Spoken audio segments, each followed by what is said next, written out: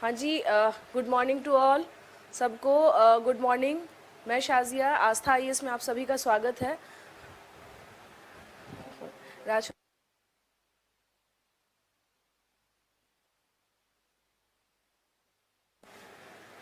Good morning, good morning. ये बीच में आ रहा है, ये कमेंट के पास एक, इसको साइड कर दीजिए। गुड मॉर्निंग सभी को, गुड मॉर्निंग।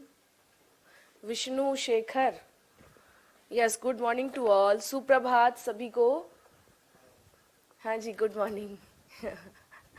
चलिए, कल वोट वगैरह दे दिया ना आप सबने? हाँ, कल बहुत सारे बच्चे कह रहे थे मैम आज हम लोग वोट देने जा रहे हैं। नहीं दिया वोट? गुड मॉर्निंग ज्योति। क्यों भाई, अपने वोट का इस्तेमाल क्यों नहीं किया आपने? करना चाहिए ना।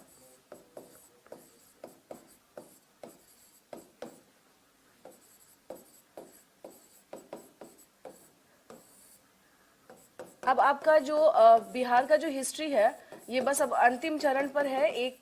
एक आध दिन में, आई थिंक आज और कल, बहुत से बहुत परसों तक खींचेगा।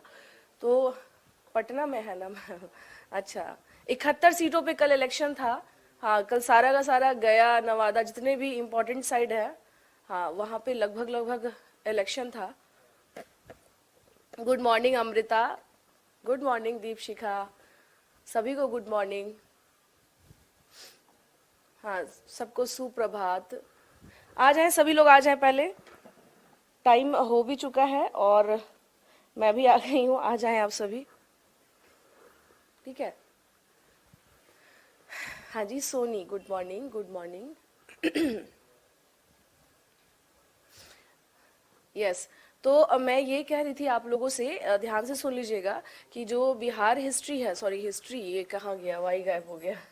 हाँ जी, हिस्ट्री ऑफ बिहार की बात कर रहे हैं। गुड मॉर्निंग, गुड मॉर्निंग, कैसे हैं? ठीक है। अच्छा, कल मुझसे कोई क्वेश्चन पूछ रहे थे ना, उनका नाम था विनीत या विपिन, कि नहीं, कोई कल क्वेश्चन पूछ रहे थे मुझसे जूम पर लास्ट में। हाँ हाँ, वो पूछ रहे थे ना कि मैम मैं टेक्निकल का स्टूडेंट हूँ, कैसे करूँ तैयारी। आज नहीं है क्या? विपिन नहीं है क्या? अच्छा है, हाँ। हाँ जी, आपके सवाल के जवाब कल अधूरे रह गए थे। आप कह रहे थे ना कि मैम टेक्निकल के हैं, और आप फर्स्ट टाइम बीपीएससी में अपियर हो रहे हैं क्या विपिन? क्या? हेलो? हाँ जी। आवाज इतनी गूंजती है। चलिए कोई नहीं, विपिन ध्यान से सुन लीजिएगा। अगर फर्स्ट टाइम अपियर हो भी रहे हैं तो भी कोई समस्या की बात नहीं है। टेक्निकल और नॉन टेक्निकल, एक चीज ध्यान रखिएगा, बीपीएससी का प्रीलिम सबके लिए एक जैसा ही है। जीएस का सेक्शन होता है, इसलिए हमेशा देखिएगा कि जीएस के लिए बोला जाता है कि वहां पे क्या हो जाता है, एक कॉमन फाइट हो जाता है सबके लिए। हिस्ट्री, ज्योग्राफी, पॉलिटी सबको पढ़नी, इकोनॉमिक्स सबको पढ़नी है, और आपको करंट अफेयर सबको पढ़ना है। तो इसमें कुछ ऐसा नहीं है जो अलग है, ठीक है। और रही बात तैयारी की कि कैसे तैयारी करें मैम, तो आराम से कर लीजिएगा जैसे आप पढ़ते चल रहे हैं।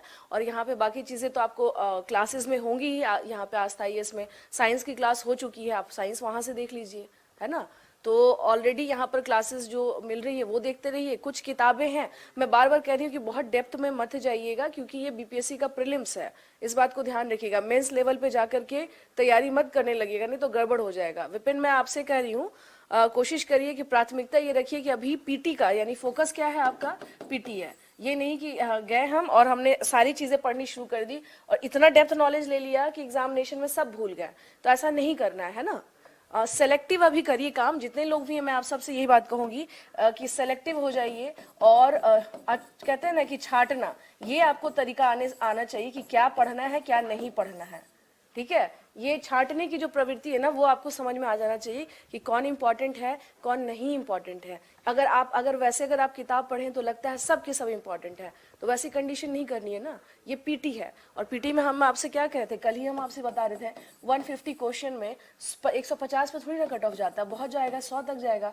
टारगेट आपका क्या है, ये है, ठीक है। तो आपको तो यहाँ तक तैयारी करनी है ना। इस पे जो ट्रेडिशनल पोर्शन है, जैसे फिक्स है कि भाई 30 या 35, कभी कभी 35 भी हो सकता है क्वेश्चन हिस्ट्री के हो गए, आपके साइंस के 20 या 10 कभी कभी हो सकता है, करंट के आपके इतने हो गए, तो ये आपको एक आपके रीजनिंग के जो है मैथ्स और रीजनिंग वगैरह मिला के इतने हो गए। तो ये कुछ चीज़ें जो क्या है ज्योग्राफी के मान लीजिए कभी 10 प्लस हो जाते हैं, कभी डिपेंड करता है, डिपेंड।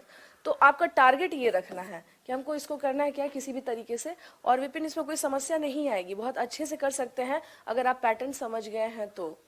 पैटर्न नहीं समझे हैं तब तो दिक्कत होगी ही होगी, लेकिन अगर आपने पैटर्न समझ लिया है कि भाई ये फिक्स है। सबसे पहली बात तो ये कि बीपीएससी का जो पीटी है, यहाँ पर एक चीज ध्यान रखिएगा, यहाँ सभी चीजें क्या है फिक्स है, यानी सिलेबस के अकॉर्डिंग आएगा। यहाँ पे ये यूपीएससी नहीं है कि आपको सिलेबस में सब कुछ दे रखा है और कहाँ से आ रहा है यही नहीं पता चल रहा है। जैसे इस बार की यूपीएससी की पीटी में एग्रीकल्चर से खूब क्वेश्चन पूछ दिए, तो आप पढ़ कुछ और रहे हैं आ कुछ और जाता है। तो यूपीएससी में क्या है, एक बिल्कुल अनएक्सपेक्टेड चीजों के लिए कहा जाता है तैयार रहिए।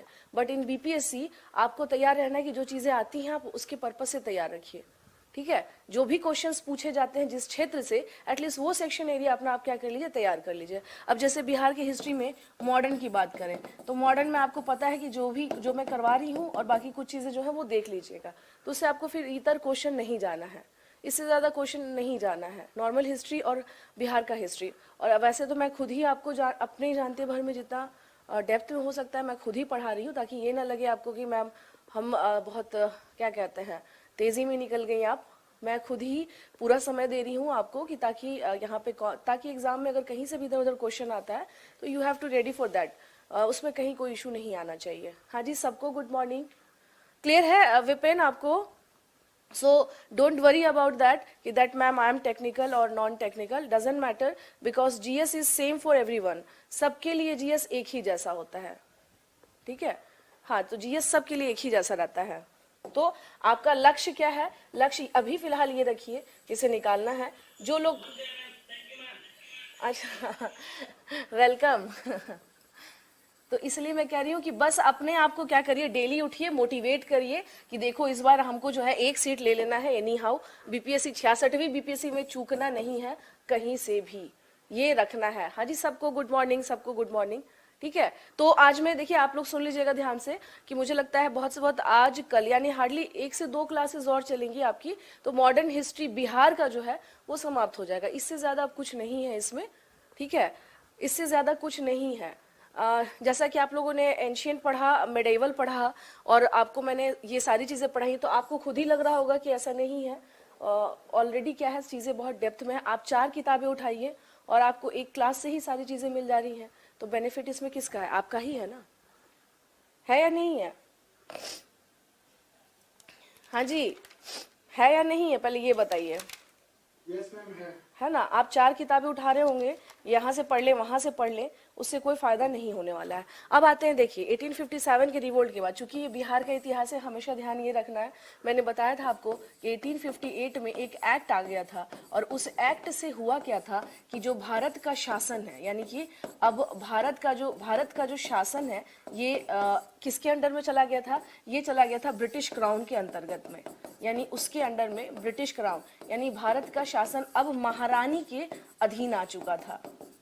अब महारानी के अधीन आ चुका था। एक नॉर्मल सा आप लोगों से क्वेश्चन पूछूं मैं, मुझे ये बताइए अगर ऐसा था, यानी इसके बाद से ईस्ट इंडिया कंपनी का मामला समाप्त हो जाता है, ईस्ट इंडिया कंपनी का मामला समाप्त हो जाता है। एक नॉर्मल सा मैं क्वेश्चन आप लोगों से पूछ रही हूँ, तो इसका मतलब ये है कि 1858 से पहले, यानी कि उस टाइम पर क्या हुआ करते थे, भारत के गवर्नर जनरल, उस टाइम पे बंगाल के नहीं, भारत का गवर्नर जनरल हुआ करता था उस टाइम पर, ठीक है।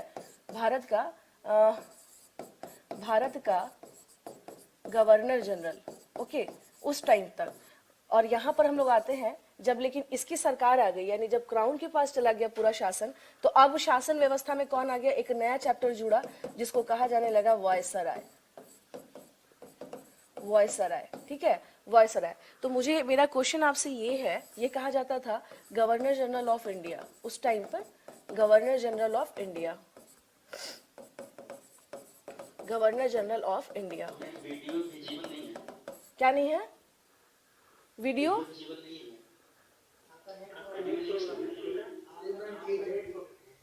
अच्छा, ओके, ठीक है। तो देखिए मेरा क्वेश्चन आप लोगों से ये है, क्या कह रहे हैं, बाकी लोग को विजिबल है?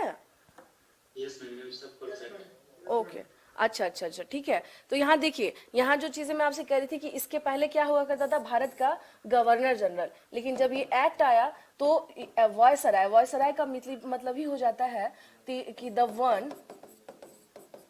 One who is representative of crown,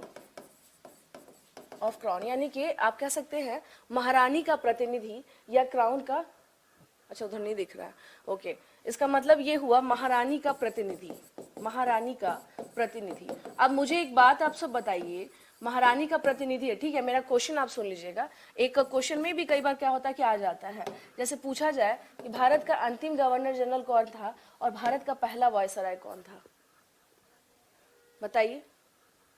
question यही है कि हाँ, लॉर्ड कैनिंग, लॉर्ड कैनिंग, ठीक है ना।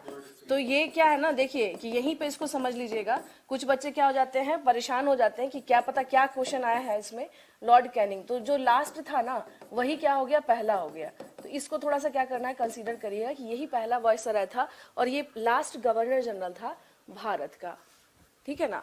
शेखर कह रहे हैं कि मैम सी राजगोपालाचारी, सी राजगोपालाचारी को अगर आप कहेंगे शेखर, तो कई जगह आप पढ़िएगा कि he was the last governor general of India, उनको बोला जाता है, बट वो उस कंटेक्स्ट में नहीं है Shekhar. I am not asking the question in that manner, मैं उस कंटेक्स्ट में नहीं पूछ रही थी, तो इसलिए इसको थोड़ा सा क्या करें, समझें।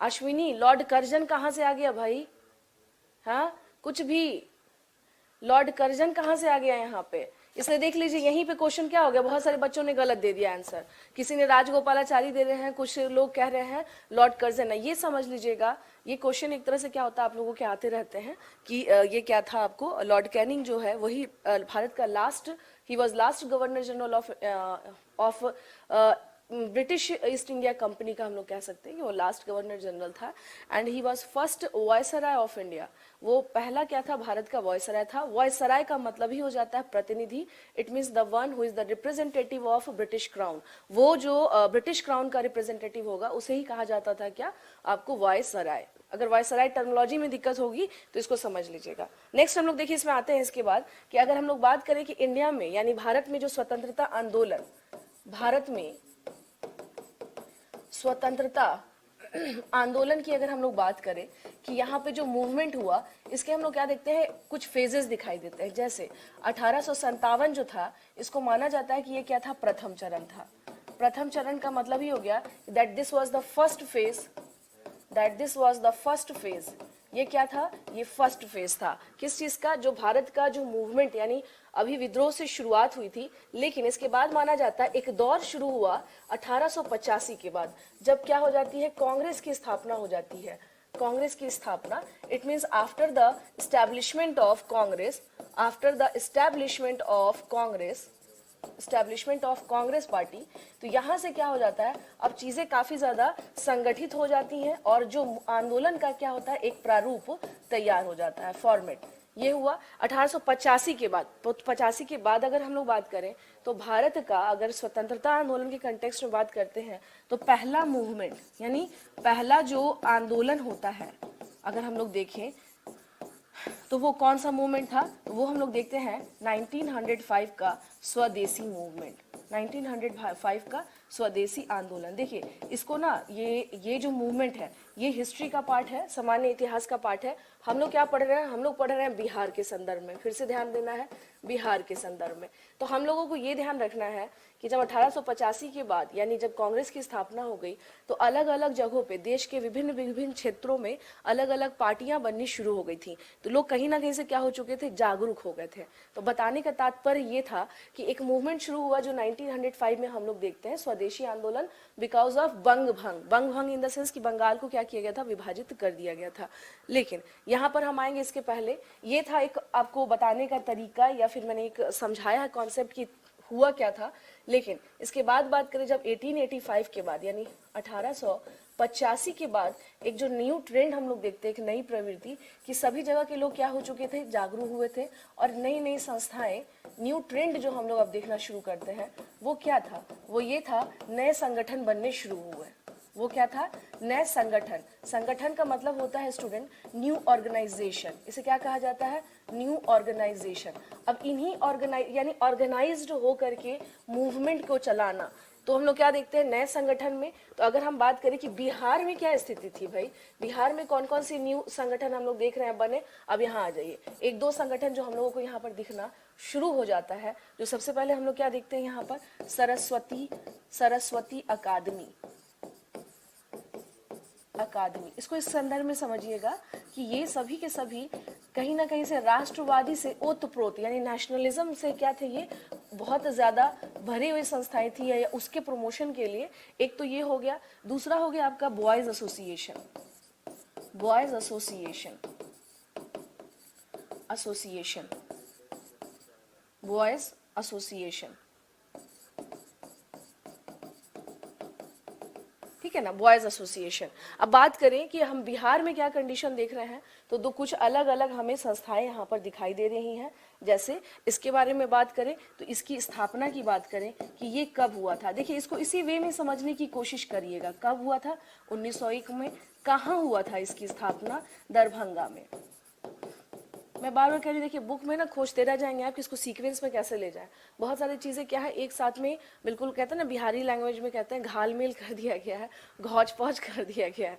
तो जस्ट लाइक दैट कि बहुत सारी चीज़ें इसमें क्या है, घौच पौच है, आप पढ़ नहीं पाएंगे ठीक से। तो इसीलिए इसको करना क्या है, आपको इस तरह से जोड़ना है कि जब कांग्रेस की स्थापना हुई उसके बाद अलग अलग क्षेत्रों में या भारत के बिहार के अलग अलग क्षेत्रों में या बिहार में किस तरह की संस्थाएं खड़ी हुई थी इस समय पर। तो एक तो हो गया हमारा सरस्वती अकेडमी जिसके बारे में मैं बता रही हूँ। दूसरा हम लोग क्या देख रहे हैं, एक है बॉयज एसोसिएशन। ये कब स्टैब्लिश हुआ था स्टूडेंट? ये भी दरभंगा में ही स्टैब्लिश हुआ है। ये कहाँ स्टैब्लिश हुआ है? दरभंगा में। कब स्टैब्लिश हुआ है? 1909 में। मुझे एक बात आप लोग बता सकते हैं, दरभंगा क्यों दिख रहा है हम लोग को बार बार? हाँ जी, दरभंगा हम लोगों को क्यों दिख रहा है बार बार? क्या ये लोग काफी अवेयर थे या बिहार में यानी उत्तरी बिहार में ये काफी कहीं ना कहीं से इनका अपना एक पहले से जागरूक लोग थे? बता सकते हैं हमें दरभंगा बार बार क्यों दिख रहा है?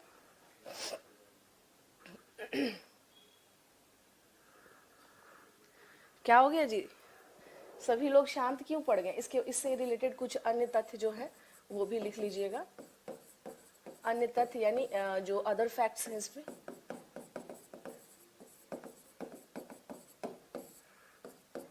क्या हुआ जी, कोई दरभंगा का नहीं है क्या इसमें? कल्चर बहुत बेहतर था। हाँ, कर्नाट वंश कहाँ पर था? मुझे एक बात बताएंगे, कर्नाट वंश कहाँ पर था?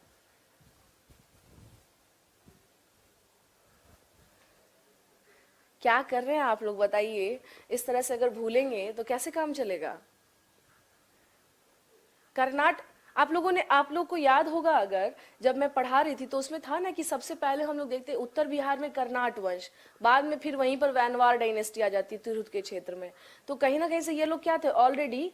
हाँ, फिर महेश ठाकुर जब आते हैं तो अकबर के टाइम पर हम लोग देखते हैं। तो कहीं ना कहीं से हम लोग क्या देखते हैं, वो ऑलरेडी क्या है, अवेयर है और वो बार बार दिख रहे हैं हम लोगों को। अगर बात करें बिहार के इतिहास के संदर्भ में तो कोई ऐसा रजवाड़ा या ऐसा राज क्षेत्र जिसको कहा जाए तो वो हमें बार बार दिख रहा है। तो इट मीन्स कि वो लोग एक्टिव हैं, वो कहीं ना कहीं से एक्टिव है, वहां पर रेगुलर कुछ ना कुछ कार्य हो रहा है। ठीक है, तो इसका एक फर्क जो है ये हम लोगों को बार बार दिखाई देता है। हाँ, इसका फर्क हम लोगों को क्या है, बार बार दिखाई देता है, सिर्फ महेश ठाकुर के कारण नहीं।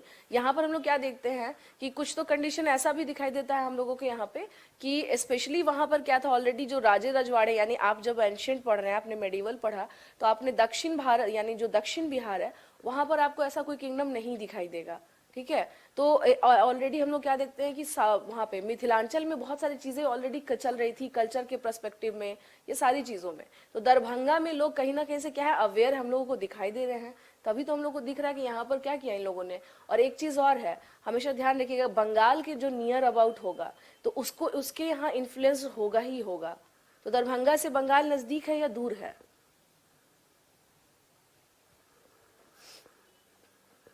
बताइए।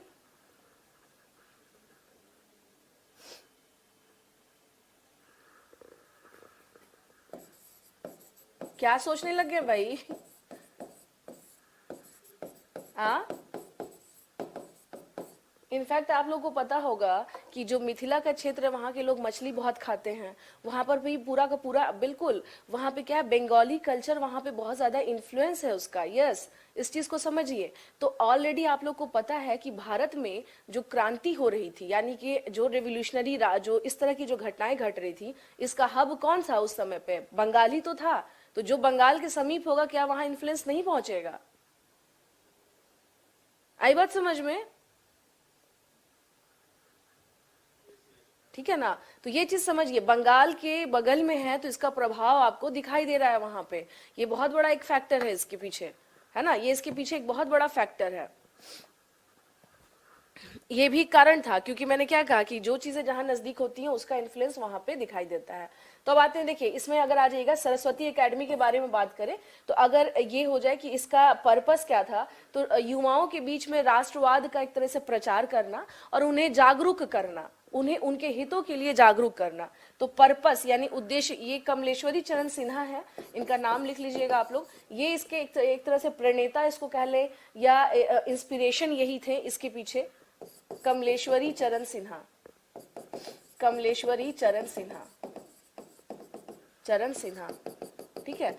इनके ही सहयोग से या इनके ही सपोर्ट से हम लोग क्या देखते हैं कि ये जो एकेडमी है, सरस्वती एकेडमी जो है, वो क्या करते हैं, इसकी स्थापना हुई थी। और एक बहुत बड़े उस टाइम पे देशभक्त हुआ करते थे, राजकिशोर प्रसाद, वो भी क्या थे, इससे जुड़े हुए थे। राजकिशोर, कुछ नाम ना एक बार सुन लीजिए ध्यान से, बिहार के कंटेक्स्ट में ना कुछ नाम एकदम अपने दिमाग में फिट कर लीजिए। जैसे अब जैसे ये कमलेश्वरी चरण सिन्हा है, इनका नाम आपको सुनाई देगा कई जगहों पे, ठीक है ना। राजकिशोर प्रसाद है, उनका नाम सुनाई देगा। उसके अलावा आप आगे आएंगे तो ब्रजकिशोर प्रसाद एक आते हैं, उनका नाम भी आपको बार बार दिखाई देगा। तो कुछ नाम से आप क्या हो जाइए, फेमिलियर हो जाइए। फेमिलियर का मतलब ये है कि या तो सुन के या तो पढ़ के उसको इतना जान जाइए, क्योंकि एग्जाम में क्या होता है, अक्सर क्वेश्चन आ जाता है जब नाम तो लगता है कि ये किनका नाम दे दिया गया है, क्योंकि हम तो सामान्य इतिहास पढ़ते हैं, बिहार के इतिहास में नाम पे हम फोकस करते नहीं है। तो वहां पर ये चीजें गड़बड़ नहीं हो, इसलिए हम लोग क्या करना है, ध्यान देना है। तो ये हो गए कमलेश्वरी चरण सिन्हा, और दूसरे कौन है, राजकिशोर प्रसाद। और दूसरे कौन है, राजकिशोर प्रसाद, राजकिशोर प्रसाद, ठीक है। पर्पस का मैंने आपको बता ही दिया कि इसका उद्देश्य की अगर बात करें कि इसका उद्देश्य क्या था, तो उद्देश्य था देश प्रेम की भावना, है ना, देश प्रेम की भावना को जागृत करना, देश प्रेम की भावना। स्वाति आज है कि नहीं क्लास में? भावना को जागृत करना। Swati, you are in class और नॉट? दिख तो नहीं रही है मुझे शायद। हाँ, ठीक है। कृष्ण नंदन कुमार चौधरी, क्या लिख रहे हैं आप? क्या लिखा है आपने? कृष्ण नंदन जी, क्या लिखा है आपने कमेंट में? कमेंट में आपने क्या लिखा है, जरा बताइएगा, मैं नहीं समझ पा रही हूँ। कमेंट में आपने क्या लिखा है? अच्छा, आप हैं स्वाति, ओके ओके। हाँ स्वाति, एक बार ध्यान से सुन लीजिएगा, that Saraswati academy was established by Kamleshwari चरण Sinha, who was the main founder of this organization. The second thing is that Raj Kishore Prasad was a nationalist. He was also nationalist, and he was also connected, या फिर he was also the founder member of Saraswati Academy. Okay. Next thing is that the purpose of this organization was to promote nationalism in youths. इसके में जो इसका जो purpose था कि promote करना था किसका, नेशनलिज्म, यानी कहीं ना कहीं से राष्ट्रवाद की जो भावना है उसको जागृत करना लोगों के बीच में। ओके। सेकंड जो है हम लोग देखते हैं, that is boys association Darbhanga. तो ये ध्यान रखिएगा, अगर क्वेश्चन आ जाए कि ये कब स्टैब्लिश्ड हुआ था, दैट वाज 1901, 1901 ईस्वी में ये क्या हुआ था, एस्टैब्लिश्ड हुआ था। हाँ, 1901 ईस्वी में कहाँ हुआ था, इन दरभंगा, इन दरभंगा, ठीक है। कहाँ पर स्टैब्लिश्ड हुआ था, दरभंगा में। तो अगर आपका क्वेश्चन आ जाए यहाँ पर कि अगर सरस्वती एकेडमी जो है इसका उद्देश्य क्या था, क्या पर्पस था जिसकी वजह से एस्टैब्लिश हुआ था? तो उस समय के युवाओं के बीच में राष्ट्र प्रेम की भावना को जागृत करना। इट मीन्स उन्हें कहीं ना कहीं से क्या करना, प्रेरित करना कि आप क्या करिए, अपने जो राष्ट्र को लेकर के जो आपके जो चीजें हैं या जो बातें हैं उसके लिए आप क्या रहें, अवेयर रहें। तो दो नाम मैंने आपको पहले ही बताया। The first name is Kamleshwari चरण Sinha, who was the main inspiration behind this organization। प्रेरणा का मतलब होता है कि इनसे ही प्रेरणा मिली या इनसे ही ये क्या हुआ, एस्टैब्लिश्ड हुआ। तो दो नाम देखिए, मैं जानबूझ के ना 2-3 बार रिपीट कर रही हूँ ताकि आपके ना दिमाग में फिट हो जाए। कमलेश्वरी चरण सिन्हा, राजकिशोर प्रसाद, ठीक है। नेक्स्ट आते हैं हम लोग बॉयज एसोसिएशन। बॉयज एसोसिएशन, इसके नाम से क्या लग रहा है कि बॉयज एसोसिएशन में फीमेल्स होंगी या नहीं होंगी? क्यों नहीं रखूंगी? आप सब मेरे स्टूडेंट हैं, और कोई भी स्टूडेंट जिनको दिक्कत हो रही है तो उनके प्रॉब्लम का सॉर्ट आउट करना तो हमारा काम है ना। तब अगर आप मेरी 2 घंटे की क्लास कर रही हैं और आपको यहाँ पर किसी भी प्रकार का बेनिफिट नहीं हो रहा है तो ये मेरे लिए ठीक नहीं है ना। तो फिर ये तो मेरे लिए, आप मान लीजिए उत्साह के साथ मेरी क्लास में जुड़ रही हैं और फिर आपको लगे कि नहीं मैम जो है सिर्फ हिंदी में बता रही हैं, इंग्लिश मीडियम वालों का कोई ख्याल नहीं रखा जा रहा है, तो that's not good for me. Association, ये भाई लिखने में ना कुछ वर्ड मेरे शायद या तो मैं बोलती रहती हूँ तो कुछ और कई बार समथिंग हो जाता है। एसोसिएशन तो थोड़ा सा ना समझ लिया कीजिएगा, बॉयज एसोसिएशन, ठीक है। तो यहाँ पर आ जाइए, इसका मतलब स्थापना की बात करें कि इसकी स्थापना कब हुई थी। when it was established,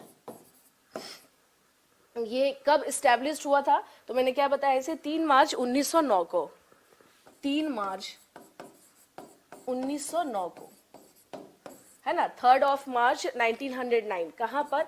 तो दरभंगा राज का मैदान है, आप लोगों ने सुना होगा। आज भी दरभंगा में जो उस रॉयल फैमिली की जो जमीनें हैं या जो भी उससे संबंधित चीजें हैं तो उसको कहा जाता है दरभंगा राज से संबंधित है। जैसे बेतिया राज कहा जाता है, तो जो भी उस राज, जैसे टिकारी राज हो गया, तो आप लोगों ने सुना होगा टिकारी राज का महल है, दरभंगा राज का महल है, बेतिया राज की जमीन है। तो राज अगर किसी में टर्म आता है ना स्टूडेंट, जो आप लोग कॉमन, आप लोग बिहार में हैं और अगर सुन रहे होंगे तो इसका मतलब है कि वो उस रॉयल फैमिली से संबंधित क्या है, वो जमीन है। आ जाइए इसके बारे में बात करें। स्थापना कहाँ पर हुई है? दरभंगा। अब इसमें इतना मुझे बताने की जरूरत नहीं है कि दरभंगा राज के मैदान में स्थापना हुई थी, बस समझ लीजिएगा, या फिर लिखना चाहे तो लिख लीजिए, दरभंगा राज के मैदान में इसकी स्थापना हुई थी। दरभंगा राज के मैदान में इसकी स्थापना हुई थी,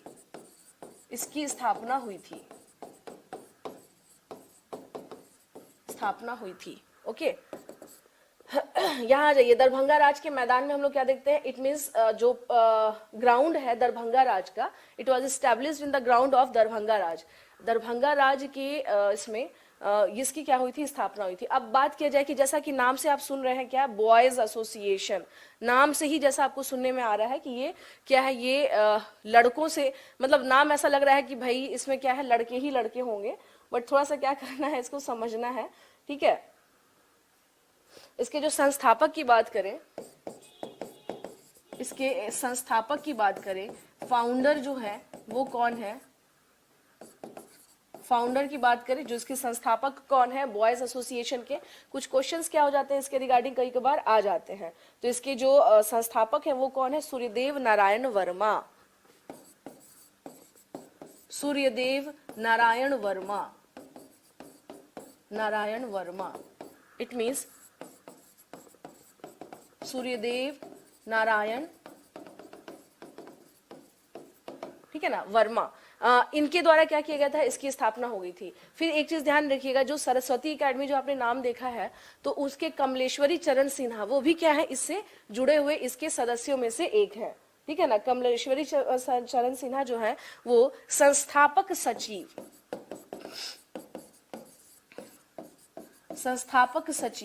ओके। तो संस्थापक सचिव की अगर बात करें तो इसमें कौन है? कमलेश्वरी चरण सिन्हा। इस नाम को ना भूलिएगा मत, 1-2 नाम तो एकदम अपने दिमाग में क्या कर लीजिए, फिट कर लीजिए आप लोग।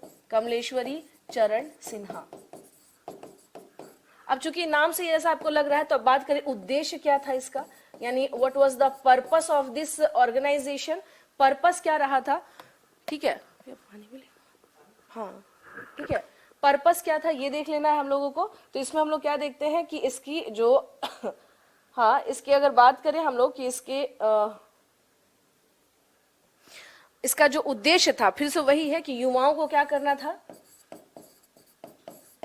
युवाओं को जागृत करना था, राष्ट्र प्रेम से संबंधित जागृत करना।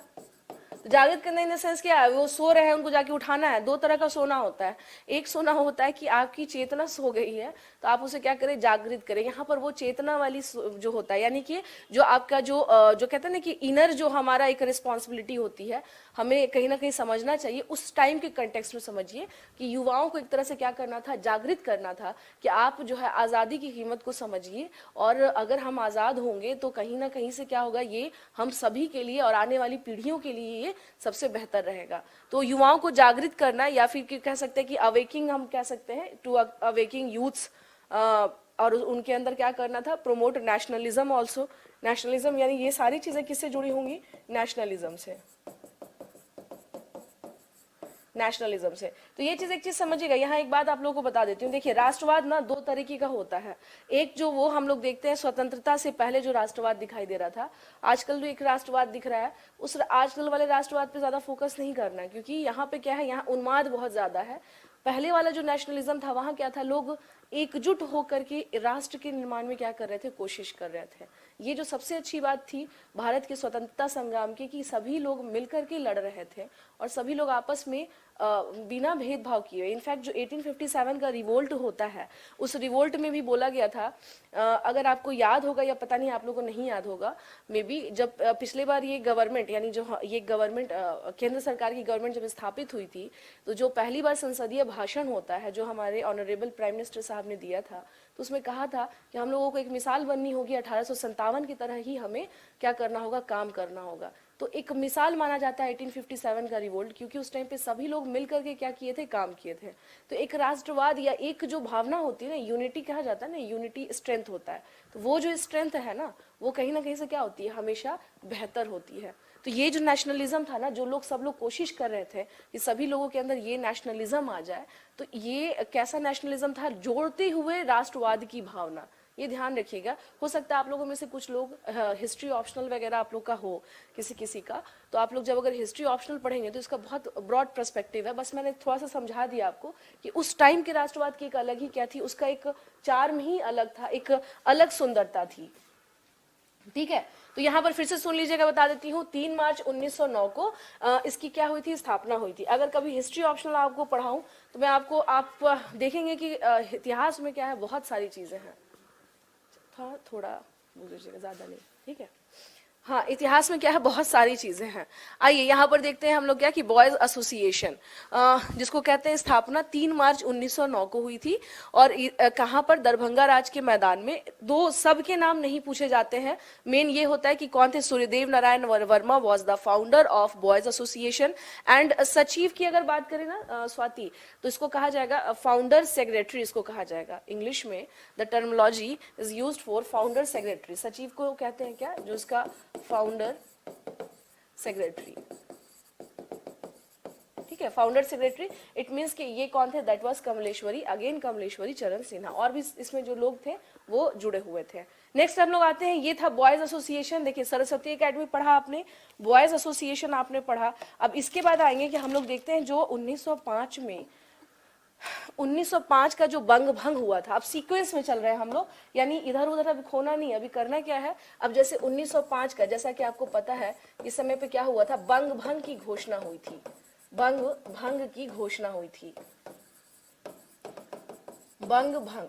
अब बंग भंग की बात करें, बंग भंग की अगर बात करें तो बंग भंग का मतलब होता है, हाँ, बंग भंग का मतलब होता है, जैसे एक चीज और मैं आप लोगों को बता दूं, जितने स्टूडेंट है ना ध्यान से सुन लीजिएगा।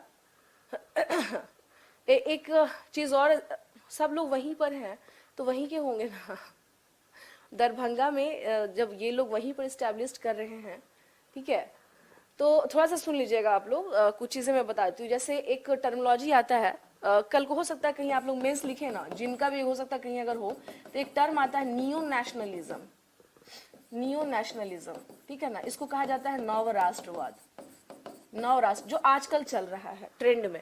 एज अ हिस्ट्री के टीचर मैं आप लोगों को बता देती हूँ, जो आजकल चल रहा है, ठीक है ना, ये चल रहा है आजकल, नियो नेशनलिज्म इसको कहा जाता है। आजकल क्या चल रहा है, आजकल यही चल रहा है।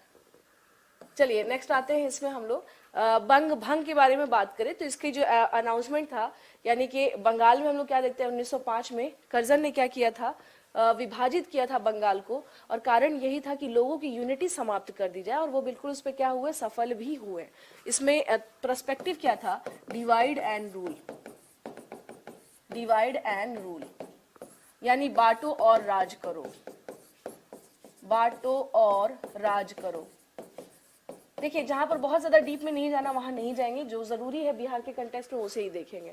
बांटो और राज करो, ठीक है। तो बांटो और राज करो का मतलब हुआ डिवाइड एंड रूल। इसमें क्या है, डिवाइड एंड रूल में अगर हम लोग बात करें तो इसमें क्या था कि 1905 में जब ये डिवीजन हुआ तो यहाँ बिहार में, क्योंकि क्या किया गया था, यहाँ आ जाइए, अब आते हैं बिहार, ठीक है ना। तो बिहार में क्या था भाई, जैसा आप जानते हैं कि विभाजित किया गया इसको, तो बिहार में क्या कंटेक्स्ट चल रहा था या बिहार में क्या था, तो हम लोग देखते हैं क्या कि उस टाइम पर रविंद्रनाथ टैगोर ने सबसे कहा था कि आप लोग क्या करिए, राखी दिवस मनाइए, ताकि अंग्रेजों का मनोबल टूटे और उन्हें ये लगना चाहिए कि आप कितना भी बांट लीजिए, हम क्या है दिल से और दिमाग से क्या है जुड़े हुए हैं आपस में, हम कभी भी अलग नहीं हो सकते हैं।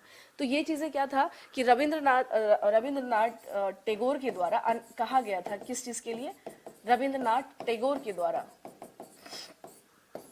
टैगोर के लिए के द्वारा क्या कहा गया था, राखी दिवस मनाने के लिए, ठीक है। राखी दिवस यानी एक दूसरे की कलाई पर क्या करें, नॉट बांधें और उससे एक मैसेज दे दुनिया में कि हम सब अलग नहीं हैं, हम लोग डिवाइड नहीं हैं, हम लोग क्या है, वी ऑलवेज यूनाइट, यानी हम चाहे आप कितना भी अलग कर दो, हम हमेशा क्या रहेंगे, सदैव जुड़े ही रहेंगे। तो यहाँ पर हम लोग देखते हैं क्या, यहाँ पर ठीक है कि अगर बात करें कि बिहार में कहाँ पर राखी दिवस मनाया गया था, तब आ जाइए, कुछ ना ये सब छोटे छोटे ये हैं जो थोड़ा सा क्या करना है, बिहार में दरभंगा में राखी दिवस मनाया गया था, बिहार में दरभंगा में राखी दिवस मनाया गया था, राखी दिवस मनाया गया था, दिवस मनाया गया था, कहाँ मनाया गया था, बिहार में दरभंगा में राखी दिवस मनाया गया था। नेक्स्ट इसमें हम लोग आ जाएं कि इसके बारे में अगर हम लोग देखें कि किसके कहने पर, यानी कि यहाँ पर कौन देख रहा था यहाँ पे, तो हाँ दरभंगा में राखी दिवस मनाया गया था, और यहाँ पर यानी कि इसके जो स्वदेशी मूवमेंट के यहाँ पर कौन अग्रणी नेता थे, यहाँ पर कौन देख रहे थे स्वदेशी मूवमेंट जो है उसको, कौन यहाँ देख रहा था बंग भंग का, तो इनका नाम था सतीश चंद्र चक्रवर्ती, जो मेन अग्रणी नेता थे बंग भंग के, बंग भंग आंदोलन के, बंग भंग आंदोलन के अग्रणी नेता। अग्रणी नेता का मतलब हुआ कि किसके इसमें चल रहा है ये, अग्रणी नेता कौन थे, Satish Chandra Chakravarti, Satish Chandra Chakravarti, it means the main leader Satish Chandra Chakravarti, Chakravarti, ठीक है। तो हम ये यहाँ पर क्या देख रहे हैं कि बंग भंग जो मूवमेंट यहाँ पर स्टार्ट हुआ, तो वो किसके, यहाँ बिहार में, यानी स्पेशल कौन देख रहे थे इसे, तो सतीश चंद्र चक्रवर्ती। और अगर हम लोग बात करें कि यहाँ पर राखी दिवस के तौर पर सबसे पहले कहाँ मनाया गया, दरभंगा में, इट मीन्स की जो राखी दिवस जो है ये कहाँ पर किया गया, ऑर्गेनाइज इन दरभंगा। नेक्स्ट हम लोग इसमें आएंगे कि अगर बिहार में अगर हम लोग बात करें तो 1906 में, यानी ये सब जो मूवमेंट चल रहा था, तो 1906 में मुंगेर में इसी आंदोलन के बीच में कौन पहुंचते हैं, या इन्हीं सब जो अभी कह लीजिए ये जो मूवमेंट चल रहा था, ये जो दौर चल रहा था, तो सुरेंद्र नाथ बनर्जी कहाँ पहुंचे थे, ये आए थे मुंगेर। इस आंदोलन के दौरान अगर आपका कहीं क्वेश्चन आ जाए, इस आंदोलन के दौरान मुंगेर में कौन से लीडर पहुंचे थे, तो वो थे सुरेंद्र नाथ बनर्जी। वो कौन थे, सुरेंद्र नाथ बनर्जी, बनर्जी। तो यहाँ पर थोड़ा सा क्या करना है, आप समझ लीजिए 1905 का विभाजन हुआ, विभाजन होने के बाद यानी कि जब बंगाल को डिवाइड कर दिया गया पूर्वी और पश्चिमी में, तो हुआ क्या, यहाँ पर हुआ ये कि रविंद्रनाथ टैगोर ने अनाउंस किया कि ऐसा करिए, आप सभी लोग मिलकर के क्या कीजिए, राखी दिवस मनाइए, यानी राखी दिवस के तौर पर सेलिब्रेट करिए, या फिर अंग्रेजों को, ब्रिटिशर्स को दिखाने के लिए क्या करिए, आप एटलीस्ट इसको ये करिए कि हम सब जो है अलग नहीं हैं, हम अलग नहीं है। नेक्स्ट आते हैं हम लोग, तो अब राखी दिवस कहाँ मनाया गया था? बिहार में, तो ये दरभंगा में मनाया गया था। अब आते हैं कि यहाँ पर यानी बंग भंग आंदोलन के जो अग्रणी नेता रहे थे, दैट वाज सतीश चंद्र चक्रवर्ती। सतीश चंद्र चक्रवर्ती के नेतृत्व में बिहार में हम लोग देख रहे हैं क्या, ये मूवमेंट क्या कर रहा था, जोर पकड़ रहा था। अब आते हैं फिर हम लोग कि 1906 में जो है मुंगेर कौन पहुंचे थे? तो 1906 में सुरेंद्र नाथ बनर्जी, जब चूंकि बंग भंग पहले हुआ या स्वदेशी मूवमेंट पहले हुआ, बताइएगा जरा आप सब। हाँ जी, पहले बंग भंग हुआ क्या? क्या क्या कह रहे हैं? हाँ जी, क्या कह रहे हैं? मैं ये पूछ रही हूं, बंग भंग पहले हुआ या स्वदेशी मूवमेंट पहले हुआ?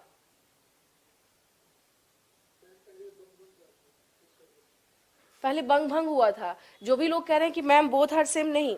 जब ये मूवमेंट तब आएगा ना कि जब बंगाल को अलग किया, तो हुआ क्या कि अगर अगर ब्रिटिशर्स को बताना है तो बेहतर होगा कि इनके इकोनॉमी पे चोट किया जाए, और इकोनॉमी पे चोट करने का कारण यही होगा कि इनके जो भी प्रोडक्ट्स हैं उसको बायकाट किया जाए। एंड बायकाट जो मूवमेंट था वही था बेसिकली क्या, स्वदेशी मूवमेंट। हाँ, तो ये चीज ध्यान रखिएगा कि बंग भंग जब हुआ, यानी हम लोग बात किसके बारे में कर रहे हैं? हम लोग बात कर रहे हैं यानी जब बंग भंग के बाद जो स्वदेशी मूवमेंट उठ खड़ा हुआ, वो मूवमेंट हम लोग क्या देखते हैं, उस दौरान यहाँ कौन पहुंचते हैं? सुरेंद्र नाथ बनर्जी पहुंचते हैं। बिहार के किस क्षेत्र में वो आए थे? मुंगेर में आए थे। ये था प्रारूप किसका? 1905 का। कुछ कह रहे हैं क्या?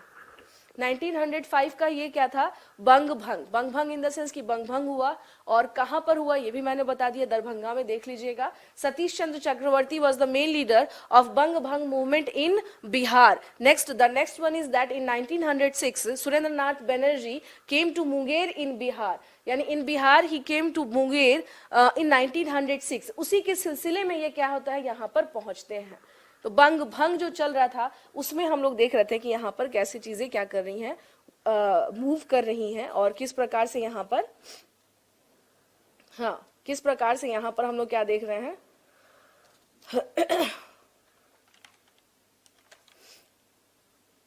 ठीक है, किस प्रकार से यहाँ पर हम लोग क्या देख रहे हैं कि अलग तरीके से चीजें यहाँ पर क्या हो रही थी, मूव कर रही थी, काम कर रही थी। हाँ, काम कर रही थी, किस प्रकार से यहाँ पर चीजें रन कर रही थी, रन इन द सेंस की, हाँ। तो बंग भंग को, इसको क्या करिएगा, थोड़ा सा अपने दिमाग में थोड़ा सा क्या करना है, फिक्स रखना है कि किस प्रकार से बंग भंग चला, और बंग भंग के बाद क्या आता है? बंग भंग के बाद आता है आपको स्वदेशी मूवमेंट। बंग भंग के बाद क्या आता है? स्वदेशी मूवमेंट। अब देखिए, इसी बीच में एक कहानी और चलेगी। अब वो कहानी क्या चलेगी? वो कहानी ये चलेगी कि एक पृथक बिहार का डिमांड ऑलरेडी उठ रहा था, यानी कि बिहार को पृथक करने की, बिहार को अलग करने की मांग, को अलग करने की मांग, ठीक है ना, यानी कि demand to separate Bihar, Bihar को सेपरेट करना, इसके बारे में डिमांड हो रहा था। कुछ ये चीजें यहाँ पे देख लीजिएगा, जैसे कि आप समझ लीजिए, अगर हम लोग बात करें इसके बारे में, बिहार के बारे में बात करेंगे कि बिहार का सिनेरियो इसके पहले क्या था, बिहार के बारे में जो डिमांड होने लगा, तो इसके पहले सिनेरियो क्या था। हाँ, इसके पहले अगर हम लोग देखें कि सिनेरियो क्या था। अब देखिए, एंशियंट में तो आपको पता ही है कि पूरा का पूरा बिहार लगभग मगध वगध ये आप समझ ही चुके हैं।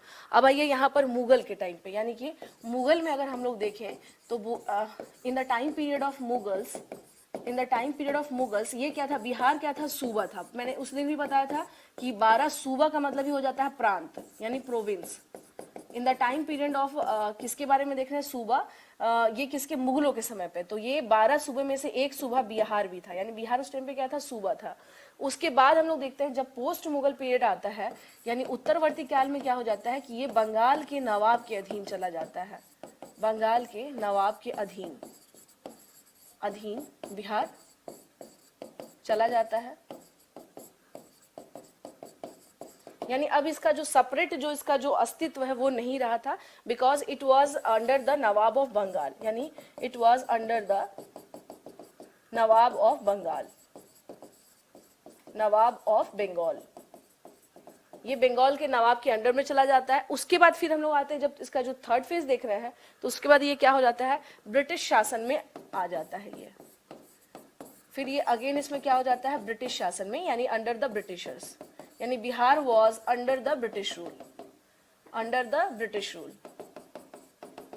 Under the British rule. तो बिहार का जो हम लोग देख रहे हैं क्या, लेकिन था क्या कि इसके बारे में ये हो रहा था कि इसमें चूंकि बिहार में अगर आप देख रहे हैं क्या कि इससे था क्या कि इसको अलग करिए, यानी एक डिमांड उठ रहा था कि हमें क्या करो, आप सेपरेट करो, हमें किसी तरह से अलग करो। जैसे फॉर एग्जाम्पल मैं आप लोग को एक बात बता दूं, झारखंड ही जो अलग हुआ है, क्या वो एक दिन में अलग हो गया है? हाँ जी, मुझे एक बात बताएंगे आप लोग, क्या झारखंड का सेपरेट झारखंड का जो डिमांड था वो आजादी के बाद स्टार्ट हुआ या आजादी के पहले से उठ रहा था मूवमेंट?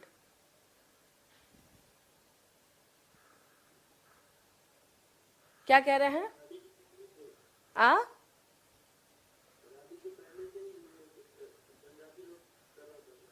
हाँ, आज़ादी के पहले से ही क्या हो रहा था, उसका लगातार डिमांड उठ रहा था कि हमें क्या करो, आप सेपरेट एक स्टेट बना दो, सेपरेट एक राज्य बना दो, क्योंकि हमारे यहाँ क्या है, एक अलग कल्चर है, अलग हमारा सिनेरियो है। तो उसको शुरू से क्या किया जा रहा था, बात की जा रही थी कि हमें अलग करिए।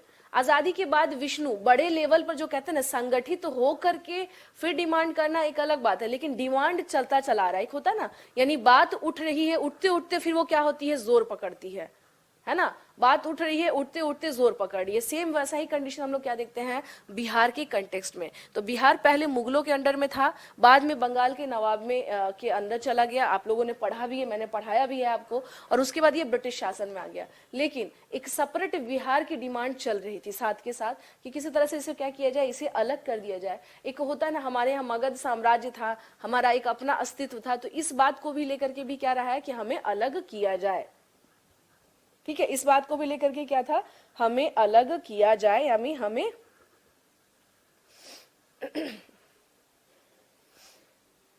चलिए अब आते हैं इसमें कि जो सेपरेट यानी सर्वप्रथम पृथक बिहार की डिमांड किसमें की गई, यानी सर्वप्रथम पृथक बिहार की मांग। पृथक बिहार, पृथक का मतलब होता है अलग, अलग बिहार की मांग, यानी सेपरेट बिहार जो है उसकी जो डिमांड हुई थी वो कब हुई थी। तो देखिए इसका हम लोग देखते हैं 1894 ईस्वी में। कब हुई है? 1894 ईस्वी में, बिल्कुल जो हाँ 1894 ईस्वी में हम लोग देख रहे हैं इसको। और सबसे पहली बार हम लोग क्या देखते हैं कि एक पत्रिका निकली थी जिसका नाम था बिहार टाइम्स, जिसका नाम था बिहार टाइम्स। पत्रिका क्या नाम था? बिहार टाइम्स। इसमें क्या किया गया था, पहली बार पृथक बिहार यानी जो है for the first time, for the first time separate Bihar.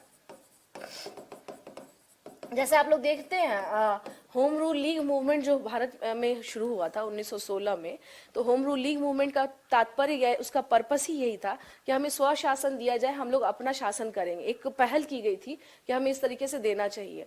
तो एक होता है ना डिमांड, कि किस तरीके से डिमांड किया जाए, यानी हम कैसे डिमांड कर रहे हैं, कब डिमांड कर रहे हैं।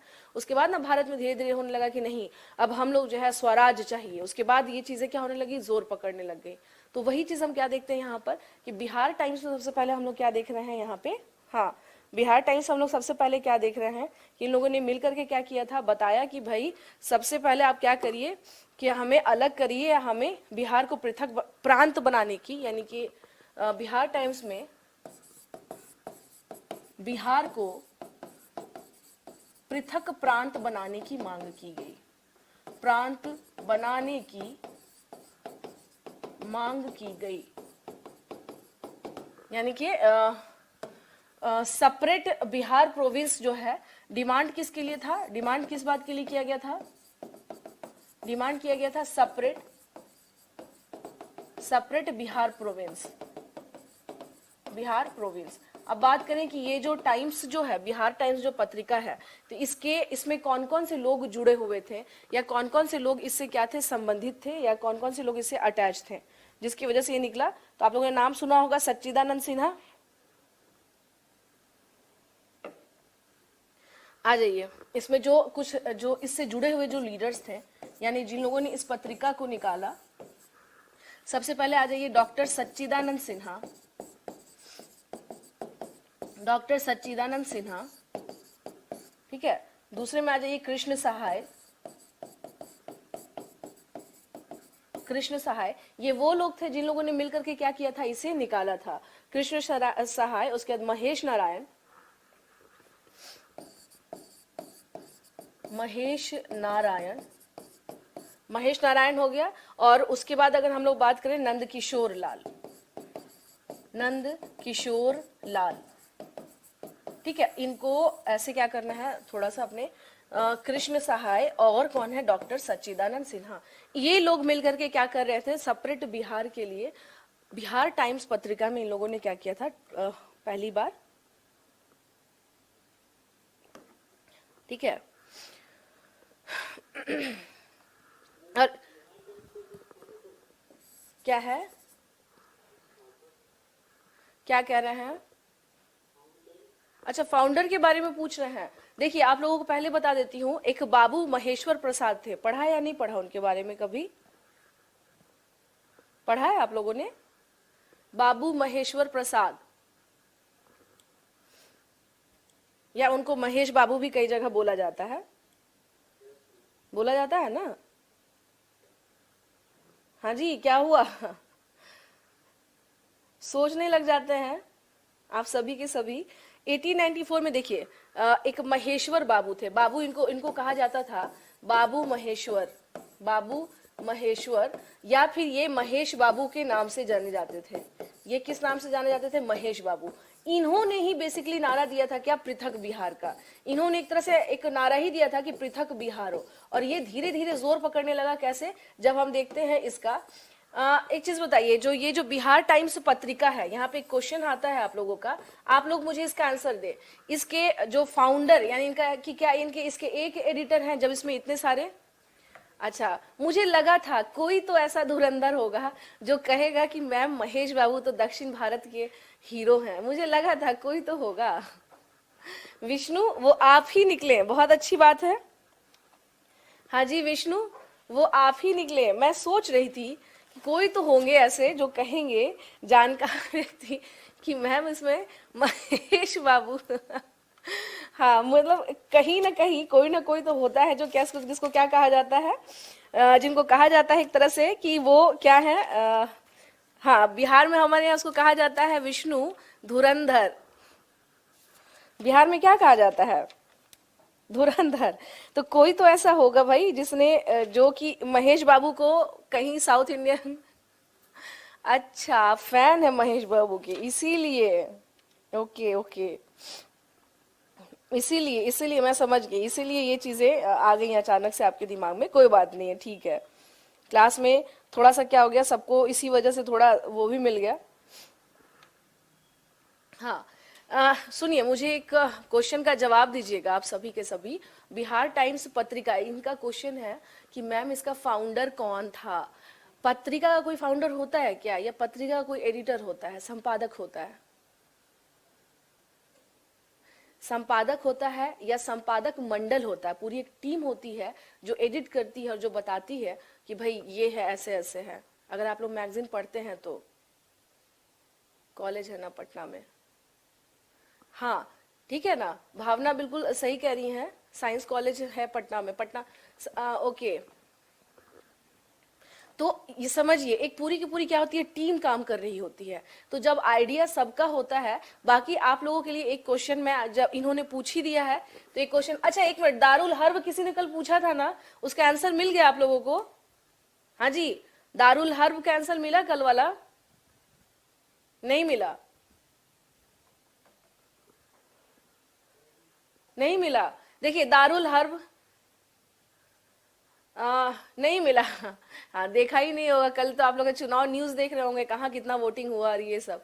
चलिए आते हैं, दारुल हर्ब का सुन लीजिए। अगर जो भी, पता नहीं शायद शेखर थे, वो कह रहे थे, शेखर ही का क्वेश्चन था आई गेस।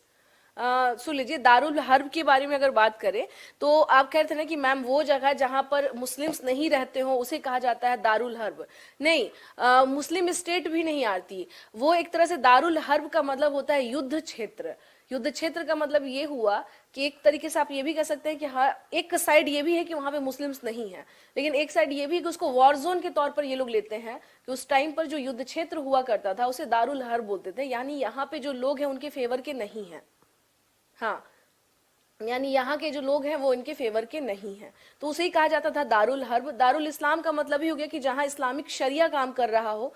कुव्वतुल इस्लाम का मतलब भी वही होता है जो दिल्ली सल्तनत में जैसे कुतुबुद्दीन ऐबक और इल्तुतमिश वगैरह भी कोशिश कर रहे थे कि दिल्ली को कुव्वतुल इस्लाम के तौर पर स्टैब्लिश किया जाए, तो वो इसका मतलब भी होता है कि इस्लामिक शरिया के अकॉर्डिंग जिस पे काम चल रहा हो। हर अगर आप लोग देखेंगे तो वो होगा कि काफिरों का स्टेट में भी आप लोगों को कहीं मिला हो, बट एज ए हिस्ट्री के स्टूडेंट आप लोगों को मैं बताऊंगी कि काफिरों का स्टेट नहीं, उसको इस तरीके से समझिए जो युद्ध का क्षेत्र हो, जहां इनका साम्राज्य का विस्तार नहीं हुआ हो, उसे ये लोग क्या कहते थे, युद्ध का क्षेत्र। ठीक है, चलिए, तो ये यहाँ पर क्वेश्चन जो है इनका कि मैम बिहार टाइम्स का, तो अब मैंने देखिए टीम का पूरा नाम बता दिया है। अब आप लोग क्या करेंगे, अब आपको ढूंढना है कि फाउंडर कौन थे। अब आप क्या करेंगे, थोड़ा सा फाउंडर इसका देख लीजिएगा। क्वेश्चन का जवाब आप लोग देते कहीं नहीं है, है? हाँ जी, क्वेश्चन का जवाब कहीं नहीं देते जी आप सबके सब। मतलब मुझे ही याद दिलाना पड़ता है, सब चुप रहते हैं, खामोश रहते हैं कि मैम को याद नहीं रहेगा। भाई मैम हिस्ट्री की टीचर है, मुझे हर चीज याद रहता है, ठीक है ना। मेरी मेमोरी के साथ मत खेलिएगा वरना आप लोग उलझ जाइएगा, ठीक है। मुझे सब याद रहता है। और सिताना के बारे में मैंने कल पूछा था कि वो कहाँ पर पड़ता है, किसी ने कोई जवाब नहीं देते हैं। जब मैं आती हूँ तो किसी को याद नहीं रहता है, जबकि मैं कुछ ना कुछ डेली आप लोगों को छोटा मोटा काम दे के जाती हूँ कि इसको देख लीजिएगा, ठीक है।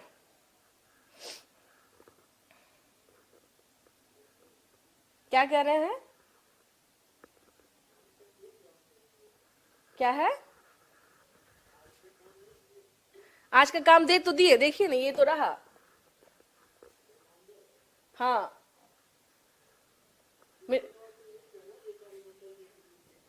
किसके? अच्छा, मुझे कहना है कि जवाब मिल गया, देख लीजिए। बीच का रास्ता निकालते हैं आप सभी के सभी, हैं? चलिए आते हैं। जो कमीशन की तैयारी करते हैं ना वो बच्चे भी काफी क्या हो जाते हैं, स्मार्ट हो जाते हैं। तो अपने आप को इंटरव्यू के पर्पज से वो क्या करते हैं, तैयार करते हैं। तो वो अपने आप को उस तरीके से भी क्या करते हैं, तैयार करने की कोशिश करते रहते हैं, है ना। चलिए हम लोग अब आते हैं इसमें, ठीक है। तो 1906 में, यहाँ पर आ जाइएगा थोड़ा सा, 1906 में हम लोग क्या देखते हैं कि ये जो सम्मेलन था, यानी कि जो पृथक बिहार का जो डिमांड था वो रेगुलर क्या होते जा रहा था, बढ़ते जा रहा था। 1906 में हम लोग क्या देखते हैं कि पृथक, आते जाइए यहाँ पे, पृथक बिहार, पृथक बिहार की मांग जोर पकड़ने लगी थी।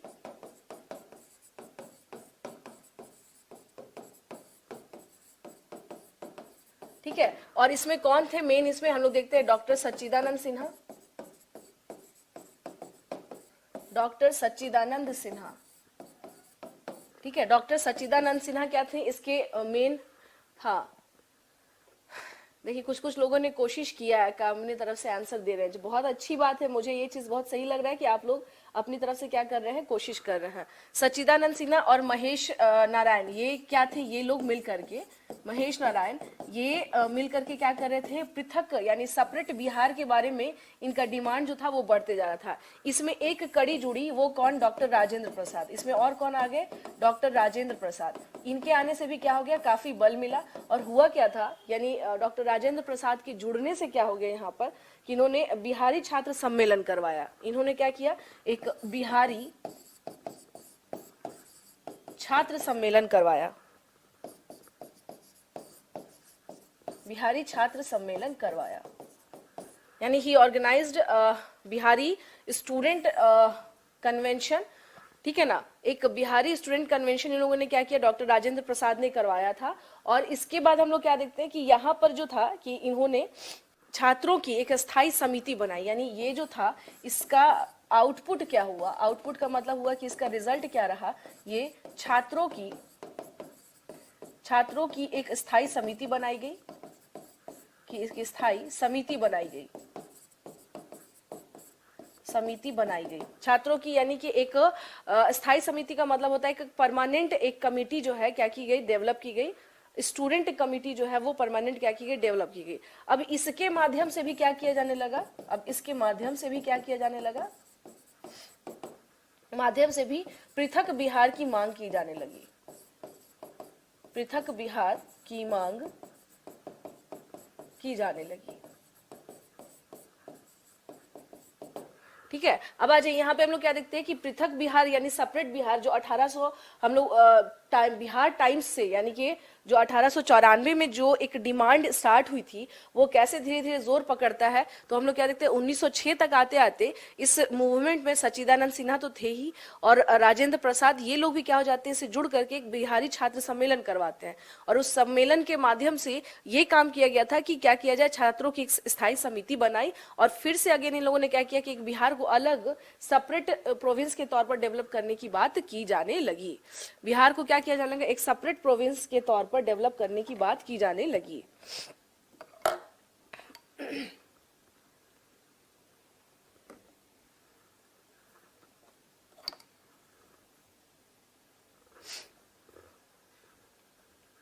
अब आते हैं नेक्स्ट इसमें, यानी कि ये जो था आपको, अब नेक्स्ट हम लोग देखते हैं, यानी यही कड़ी फिर कैसे 1906 से 1908 में बढ़ती है। 1908 में क्या किया गया, प्रांतीय जो है अधिवेशन करवाया गया। अच्छा जी, अच्छा ठीक है। आ जाइए 1908 में हम लोग क्या देखते हैं, याद तो रहता है बट हम लोग सोचते हैं। अच्छा चलिए, थोड़ा सा स्पीड पकड़ना होगा जी आज के क्लास में, क्योंकि छोटे छोटे क्या है कुछ चीजें हैं इसमें जो कर लेना है। 1908 में हम लोग क्या देखते हैं, पटना में एक प्रांतीय अधिवेशन करवाया गया। 1908 में पटना में प्रांतीय अधिवेशन, प्रांतीय अधिवेशन अधिवेशन करवाया गया।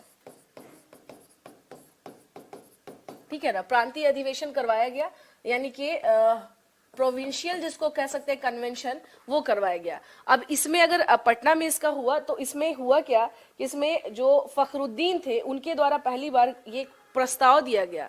इसमें ये सब लीडर ही हैं, यानी जो लीडर थे उनमें से फखरुद्दीन के द्वारा पृथक बिहार के प्रस्ताव को प्रस्तुत किया गया। आपको एक चीज और बता दूं, जैसे अभी बिहार की बातचीत चल रही है ना कि उसको स्पेशल स्टेटस का दर्जा दिया जाए, स्पेशल कैटेगरी में इसको लाया जाए इसको स्पेशल कैटेगरी में क्या किया जाए, इसे लाया जाए। ठीक है, अब इसको ये जो प्रस्ताव इन्होंने प्रस्तुत किया था, यानी कि he represent a proposal to separate Bihar, इन्होंने क्या किया था, एक प्रपोजल दिया था कि सेपरेट करिए किसको, बिहार को। अब इसको क्या किया गया था, सर्वसम्मति से, यानी on majority based this proposal was passed. On majority based this proposal was passed, यानी ये प्रपोजल क्या हो गया था, पास्ट कर दिया गया था, इसे पारित किया गया। इस प्रस्ताव को स्वीकार कर लिया गया, इस प्रस्ताव को स्वीकार कर लिया गया।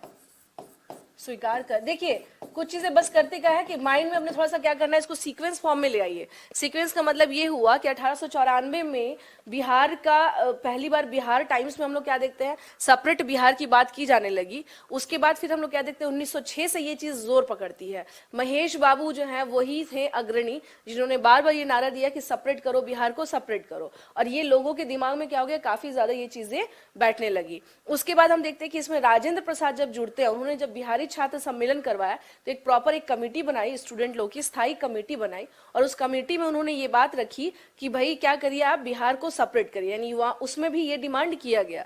फिर नेक्स्ट हम लोग देखते हैं कि पटना में एक प्रोविंशियल अधिवेशन हुआ था, एक प्रांतीय अधिवेशन हुआ, और इस अधिवेशन में ये बात की गई कि एक जो प्रपोजल प्रस्तुत किया गया फखरुद्दीन के द्वारा, इन्होंने ये प्रपोजल दिया कि हम लोग सेपरेट करना चाहते हैं बिहार को। तो वहां पर जो भी लोग मौजूद थे उन सभी ने क्या किया, इस प्रपोजल को स्वीकार कर लिया गया।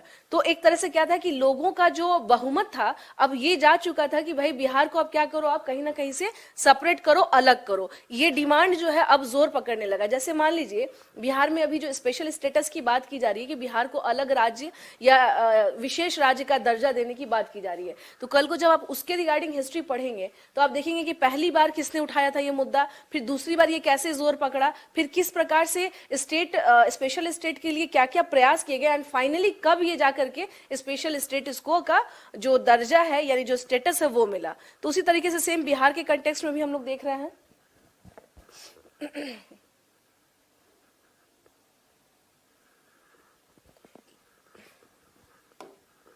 इसमें जो एक नया मोड़ आता है वो आता है 12 दिसंबर 1911 को, ठीक है ना। तो इंग्लैंड के जो राजा यहाँ पे था, क्या यहाँ पे आता कौन है, इंग्लैंड का राजा, इंग्लैंड का राजा, यानी जो इंग्लैंड का राजा, इट मीन्स हम लोग ब्रिटिश रूल के अंडर में थे। तो इंग्लैंड का राजा जो है वो क्या हम लोग देखते हैं कि सम्राट जॉर्ज पंचम, ये कहाँ पहुंचता है, दिल्ली के शाही दरबार में। इंग्लैंड का राजा जॉर्ज पंचम यानी किंग जॉर्ज 5, इसको इंग्लिश में लिखेंगे किंग जॉर्ज 5, किंग जॉर्ज 5, ठीक है ना। तो इंग्लैंड का राजा जॉर्ज पंचम जो है वो कहाँ पहुंचता है, जॉर्ज पंचम पहुंचता है दिल्ली, यानी एक दिल्ली दरबार का आयोजन किया गया था, दिल्ली दरबार। राजा जॉर्ज पंचम कहाँ पहुंचता है, दिल्ली दरबार। और यहाँ पर जब ये दिल्ली दरबार आता है, दिल्ली दरबार इन द सेंस के लिए आयोजित किया गया था, दिल्ली दरबार जो कि दिल्ली में आयोजित किए गए थे, जो कि दिल्ली में आयोजित किए गए थे, ठीक है, आयोजित किया गया था। इसमें ही इसने क्या किया था, इसने घोषणा की, इट मीन्स ही अनाउंस्ड, इसने क्या किया था, एक घोषणा की, ही अनाउंस्ड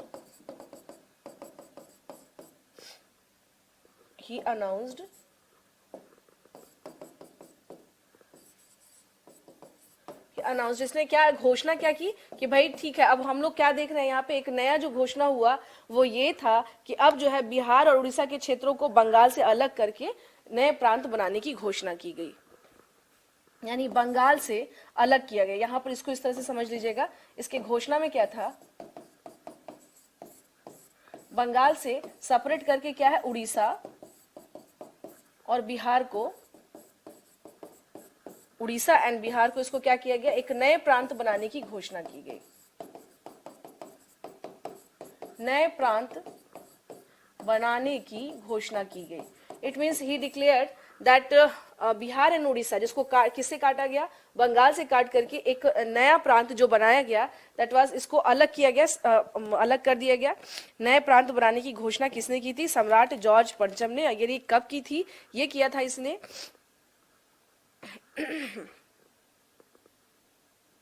ठीक है ना।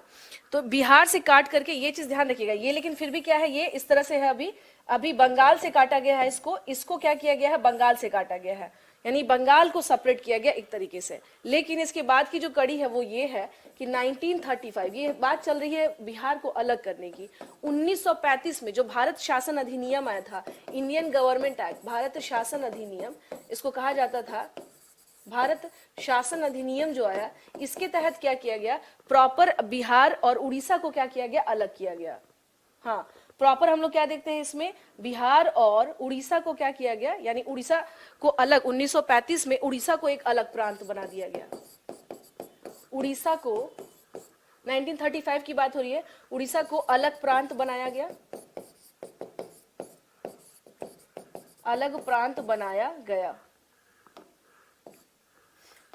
गया। आपके बीपीएससी के क्वेश्चन में आ भी चुका है कि कब अलग हुआ है इससे बिहार से आपको उड़ीसा। तो एक न्यू जो प्रोविंस के तौर पर जो डेवलप हुआ वो कौन था, उड़ीसा। और ये कब अलग हो गया, ये 1935 में अलग हुआ था, ये 1935 में अलग हुआ था। ये अनाउंस हो गया कि भाई हमने कर दिया, और 1 अप्रैल 1936 ईस्वी को बिहार से अलग होकर उड़ीसा प्रांत बना। अब हम लोग क्या देखते हैं, 1 अप्रैल 1936 ईस्वी को उड़ीसा एक अलग प्रांत बना, एक अलग प्रांत बना। अब यहां पर फिर से समझ लीजिएगा कि व्हेन किंग जॉर्ज फिफ्थ जब आता है इंग्लैंड का राजा, तो इसने अनाउंस किया कि हम जो है अब क्या कर रहे हैं, दिल्ली दरबार में इसने क्या किया था, घोषणा किया था। और वो घोषणा क्या था, वो घोषणा ये था कि अब जो है बिहार को हम लोग क्या कर रहे हैं, अलग कर रहे हैं, यानी बंगाल से काट करके बिहार और उड़ीसा को हम लोग क्या कर रहे हैं, अलग कर रहे हैं। मीन्स वो दोनों एक रहेंगे लेकिन बंगाल से कट रहे हैं, ये सेपरेट हो रहे हैं। ये इसने घोषणा कब की थी, यानी 1911 में जब ये आता है। उसके बाद अगर हम लोग देखें फिर, तो फिर एक चेंजेस फिर कब आता है, 1935 में, जब कहा गया कि भाई अब जो है, अब उड़ीसा को भी क्या करेंगे हम लोग, अलग करेंगे। हाँ, अब हम लोग क्या कर रहे हैं, उड़ीसा को भी क्या कर रहे हैं, अलग कर रहे हैं। इस प्रकार से हम लोग क्या देखते हैं यहाँ पर कि जो भी चेंजेस आए, यानी जो भी नए नए चेंजेस आए, वो किस प्रकार से हम लोगों को दिखाई देते हैं, वो अलग अलग समय पर हमें बिहार से, जब तक ये जुड़ा हुआ था तब तक क्या रहता है, चीजें उसके रहती हैं। ठीक है, तो अगर मान लीजिए चूंकि बिहार के कंटेक्स्ट में ये 1911 क्या है, इंपॉर्टेंट है, क्योंकि यहीं से एक न्यू आदेश जारी हुआ था। तो अगर आपसे कभी क्वेश्चन आ भी जाए कि इस टाइम पर का जो वायसराय था वो कौन था, वो था लॉर्ड हार्डिंग। कौन था, लॉर्ड हार्डिंग।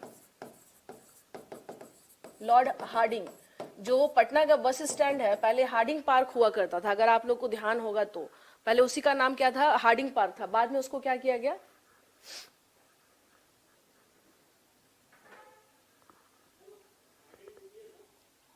हाँ हाँ, लॉर्ड हार्डिंग जो है, इसके टाइम पर ध्यान रखिएगा कि इसके टाइम पर क्या हुआ था, थर्ड दिल्ली दरबार हुआ था। कुछ चीजें ना थोड़ा सा समझ लीजिएगा कि जो दिल्ली दरबार है वो बेसिकली 3 हुए थे। दिल्ली दरबार का मतलब ही होता था कि इन लोग के इसमें, यानी कि इनके फेवर में, अंग्रेजों के सम्मान में, या दिखाना एक तरह से शक्ति जो प्रदर्शन होता है वो हो गया, समझ लीजिए। तो एक तो होता है आपको लीटन के टाइम पे 1877 में, अगर बात करें दिल्ली दरबार की, अगर बात करें हम लोग दिल्ली दरबार की, तो एक हो रहा है 1877 में, एक हुआ है 1903 में, और एक हुआ है 1911 में। ठीक है, तो 1903 में कौन है, कर्जन है। 1911 में कौन है, हार्डिंग है। और 1877 में कौन है, लीटन है। 1877 में कौन है, लीटन है। तो ये 3 दिल्ली दरबार हुए थे, ये थोड़ा सा ध्यान रखिएगा। लॉर्ड लीटन, ठीक है, कर्जन और ये हार्डिंग, तो ये 3 टाइम पे हुए। बिहार में के लिए कौन सा इंपॉर्टेंट है, 1911 का। इस टाइम का कौन था, लॉर्ड हार्डिंग था। हाँ, लॉर्ड हार्डिंग था। और इसके टाइम पे ही हम लोग क्या देख रहे हैं यहाँ पर कि चेंजेस आए हैं। और चेंजेस में भी कैसे चेंजेस आए हैं, चेंजेस में जो सबसे मेजर चेंज ये था कि इसने प्रॉपर अनाउंस किया कि अब जो है, इसने क्या किया था, प्रॉपर अनाउंस किया था कि अब जो है यहाँ पर क्या होगा, भारत मतलब चेंजेस ये था इनका कि अब उड़ीसा जो है एक अलग उड़ीसा और बिहार को अलग किया गया, किससे, बंगाल से। बंगाल से उड़ीसा और बिहार को क्या किया गया, अलग किया गया। ये एक बहुत बड़ा क्या था, चेंजेस था इनका। ये एक बहुत बड़ा चेंजेस था इनका।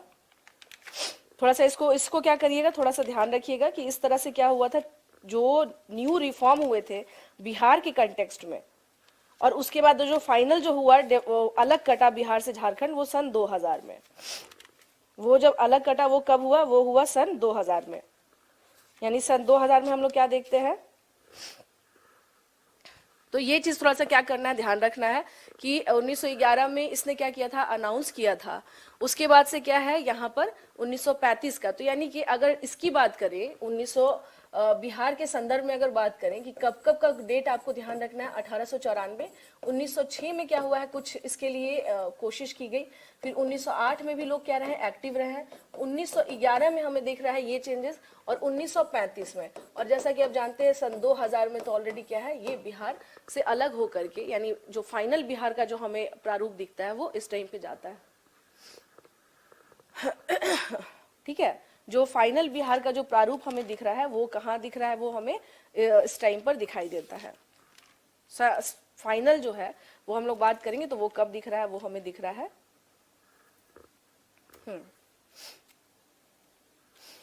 अब इसमें कुछ चीज़ें फिर और क्या करना है, थोड़ा सा देखते चलना है, देखना है इन द सेंस कि होम रूल लीग। अब आते हैं हम लोग यहाँ पर थोड़ा सा होम रूल लीग के बारे में, होम रूल लीग के बारे में। अब जो मूवमेंट की बात करें, स्वदेशी मूवमेंट का मैंने बता ही दिया आपको, जो बिहार का सेपरेट करने का जो आंदोलन चल रहा था वो भी मैंने आपको बता ही दिया है, ठीक है, वो भी मैंने आपको बता ही दिया है। और यहाँ पर अब आता है होम रूल लीग मूवमेंट, यानी कि होम रूल आंदोलन। इसमें कुछ पॉइंट्स याद रख लीजिएगा। होम रूल आंदोलन, आंदोलन इसको कहा जाता है होम रूल लीग मूवमेंट। जैसा कि आप जानते हैं इसकी स्टार्टिंग किसने की थी, बाल गंगाधर तिलक और एनी बेसेंट। प्रॉपर ये अगर बात करें तो ये आइडियोलॉजी किसकी थी, ये एनी बेसेंट की आइडियोलॉजी थी। तो हम लोगों को होम रूल लीग मूवमेंट जो कि 1916 में स्टार्ट हुआ था, इसमें देखना है हम लोगों को क्या कि बिहार में क्या स्थिति थी, बिहार की स्थिति, यानी what was the condition in the time period of home rule league movement. Bihar में कौन से लीडर थे और क्या क्या हुआ था, यहाँ पर देखते हैं। तो स्पेशली अगर होम रूल की बात करें तो यहाँ पर क्या बात की गई थी, बात की गई थी स्वशासन, यानी खुद का शासन। होम रूल, जैसा कि नाम से पता चल रहा है, होम का मतलब होता है घर, रूल का मतलब होता है शासन, रूल का मतलब होता है शासन। तो स्वशासन की बात की गई थी इस आंदोलन में, इस आंदोलन में, इस आंदोलन में, ठीक है। तो अब देखिए यहाँ पर ना एक चीज आपको समझना होगा, समझना क्या है इसमें, इसमें समझना ये है कि जो होम रूल लीग मूवमेंट हुआ था, इसके दो जो के थे, क्या थे, मेन लीडर्स थे। हाँ, इसमें दो क्या थे, इसके मेन लीडर्स थे। और दोनों लीडर्स की अगर हम लोग बात करें, होम रूल लीग मूवमेंट की अगर हम लोग बात कर रहे हैं, तो इसमें जो दो लीडर थे, बाल गंगाधर तिलक और एनी बेसेंट, तो इनका क्या इसमें रोल रहा था, या इन्होंने क्या काम किया था, या फिर एनी बेसेंट ही क्यों आई यहाँ पर, यहाँ पे बाल गंगाधर तिलक क्यों नहीं आए, इसके पीछे की अगर हम लोग बात करें कि क्या क्या था, तो यहाँ पर देखिएगा इन दोनों ने क्या किया था, एरिया इन लोगों को बांट दिया गया था। तो कर्नाटक जो बाल गंगाधर तिलक है, यहां समझ लीजिएगा, बाल गंगाधर तिलक, ठीक है, और यहां हो गई एनी बेसेंट, और यहां हो गई एनी बेसेंट, ठीक है।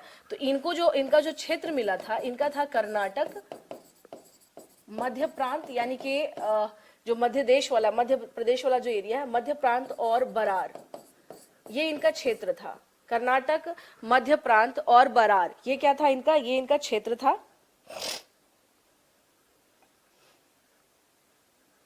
नहीं नहीं, यहाँ पे आ जाइएगा, यहाँ पे क्या था इनका, ये गड़बड़ हो गया, ये तिलक का नहीं, एनी बेसेंट का एरिया है, रुकिए, कर्नाटक, बरार, रुकिए, एरिया की बात करें हम लोग इनकी, तो इनका ना, इनको महाराष्ट्र नहीं दिया गया था, महाराष्ट्र, बम्बई, ठीक है ना, ये नहीं मिला था इनको, महाराष्ट्र, बम्बई और बरार का क्षेत्र छोड़ करके।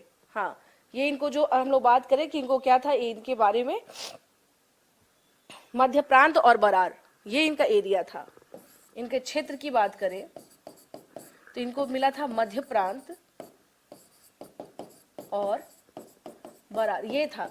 और जो रेस्ट, यानी कि जो पूरे उसके बाद जो शेष बचा जो क्षेत्र था, शेष बचा क्षेत्र, ये किसको मिला था, ये मिला था एनी बेसेंट को, एनी बेसेंट को, ठीक है। तो अब उसके तहत, यानी एनी बेसेंट अगर बिहार आ रही हैं, तो इसका एक कारण ये था कि इनको एरिया इनका पहले ऑलरेडी क्या हो गया था, डिसाइड कर दिया गया था दोनों का होम रूल लीग मूवमेंट में। तो इनका था कि मध्य प्रांत और बरार वाला जो एरिया है वो इनको मिला था, महाराष्ट्र और बंबई छोड़कर ये नहीं मिला था इन्हें, ये एरिया इन्हें नहीं मिला था, छोड़कर ये इन्हें नहीं मिला था। तो इनको मध्य प्रांत और बरार का मिला था। एनी बेसेंट को जो रेस्ट इंडिया का जो पार्ट है वो दे दिया गया था। तो उसी रेस्ट इंडिया में क्या आ रहा है आपको, बिहार भी आ रहा है। उसी रेस्ट इंडिया में क्या हम देख रहे हैं, बिहार भी आ रहा है। अब बात करेंगे कि बिहार में, यानी ये एक तरह से क्या था, स्वशासन की डिमांड हो रही थी। बिहार में इसके कौन लीडर थे जो सबसे आगे थे, इसके बारे में अगर हम लोग देखें तो सबसे ज्यादा कौन थे इसमें। तो सबसे पहले अगर हम लोग होम रूल लीग के बारे में बात करें, हाँ, होम रूल लीग के बारे में अगर हम लोग बात करें तो यहाँ पर हम लोग क्या देखते हैं कि जो इसके मेन मेन लीडर थे, जैसे मजहरुल हक बहुत फेमस लीडर है, इसके मुख्य नेताओं में से, उसके मुख्य नेताओं में से मजहरुल हक, इनका पूरा नाम था मौलाना मजहरुल हक। मजहरुल हक थे। कौन थे? मजहरुल हक थे। उसके बाद अगर बात करें तो होम रूल लीग के जो मेन, अगर यहाँ पे अगर हम लोग बात करें कि स्थापना जो है वो किसने किया था, मुजफ्फरपुर में किसने किया था, तो जनकधारी प्रसाद जो थे उन्होंने मुजफ्फरपुर में इसकी क्या की थी, स्थापना की थी। ये यहाँ पर एक काम करते हैं, यहाँ आ जाइए। यानी होम रूल लीग को लेकर के एक प्रस्ताव, होम रूल लीग प्रस्ताव, प्रपोजल लाया गया एक बिहार में। कहाँ की बात हो रही है? बिहार में। होम रूल प्रपोजल लाया गया, और ये किसके द्वारा लाया गया? मौलाना मजहरुल हक। मजहरुल हक, ऐसे लिख लीजिएगा, मजहरुल हक। ये मजहरुल हक है, और इन्होंने एक क्या किया था, प्रपोजल यानी एक प्रस्ताव लेकर आए थे, जिस पर इन्होंने क्या किया, हस्ताक्षर करवाया, कि कुछ लोगों ने मिल करके इस पे क्या किया, साइन किया, और बोला कि ठीक है हम लोग भी स्वशासन के फेवर में हैं, और हम लोग भी चाहते हैं क्या है कि होम रूल की स्थापना हो। ठीक है। तो अब इसमें क्या था कि ये जो एक प्रस्ताव, ये जो लीग, जो इन लोग होम रूल लीग, बिहार में जो होम रूल लीग ये लेकर के आ रहे हैं, तो इसमें इसके अध्यक्ष किसको बनाया गया? Who was the president? तो अध्यक्ष थे इसमें मजहरुल हक। मजहरुल हक इसके अध्यक्ष हुए, यानी ये जो प्रस्ताव दिया गया इसके अध्यक्ष कौन हुए? मजहरुल हक। और उसके बाद बात करें कि इसमें उपाध्यक्ष कौन हुए, तो नवाब सरफराज खान उपाध्यक्ष, यानी इसका वाइस प्रेसिडेंट कौन हुए? तो दैट वाज नवाब सरफराज खान। सरफराज खान, ठीक है ना। नवाब सरफराज खान क्या हुए? नवाब सरफराज खान कौन थे? ये इसके उपाध्यक्ष थे, और इसमें 3 लोग, यानी कि 3 लोग इसमें क्या थे, मेन इसके पिलर के तौर पे दिखाई देते हैं, और इसमें इसके एक मंत्री के तौर पे कौन थे, यानी मेन इसमें, तो चंद्रवंशी सहाय। मंत्री या मिनिस्टर का रोल इसमें किसने प्ले किया? तो चंद्रवंशी सहाय। चंद्रवंशी सहाय,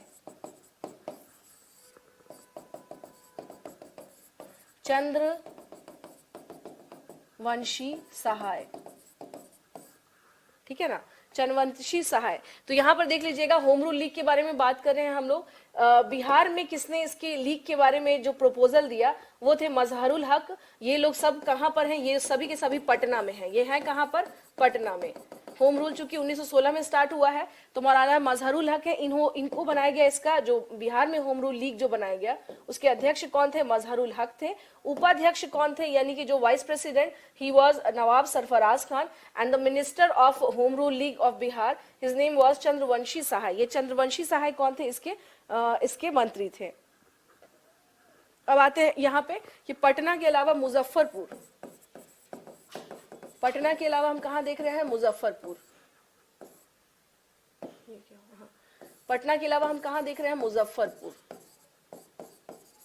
ठीक है, तो मुजफ्फरपुर में बात करेंगे तो यहाँ क्या देख रहे हैं हम लोग कि यहाँ पे इसका लीडर कौन था? यहाँ पे इसका लीडर कौन था? तो वो थे, हम लोग देखते हैं क्या, यानी मुजफ्फरपुर में कौन है? ये जनकधारी प्रसाद। जनकधारी प्रसाद, क्या हो रहा है ये? जनकधारी प्रसाद।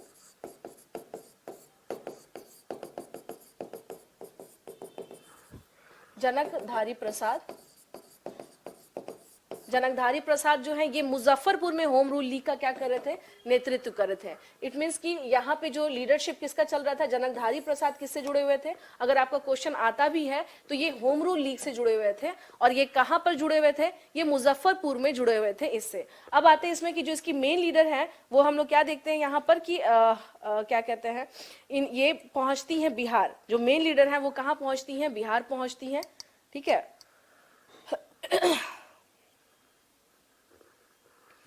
बिहार पहुंचती है, यानी इसकी जो मुख्य लीडर है, यानी इसके जो मुख्य नेता है, मुख्य नेता वो कौन थी? मुख्य लीडर यानी मेन लीडर की बात करें, मेन लीडर की अगर हम बात करें तो she was Annie Besant. Patna college के ठीक सामने जो रोड वगैरह सब इनके नाम से है भी, Annie Besant road, Annie Besant. तो एनी बेसेंट की बात करें तो इन्होंने क्या किया था, यहाँ पे बिहार में इन्होंने 2 बार यात्रा की। 1918 में ये बिहार आई, कब आई? 1918 में ये बिहार पहुंची। उसके अलावा अगर कभी डेट आ जाए कि ये कब कब पहुंची यहाँ पे, तो दो बार, एक बार 18 जुलाई को और एक बार 25 जुलाई को, इन्होंने दो बार क्या की थी? पटना की यात्रा की थी, दो बार। यानी कि बिहार में ये कितने बार आती हैं? दो बार।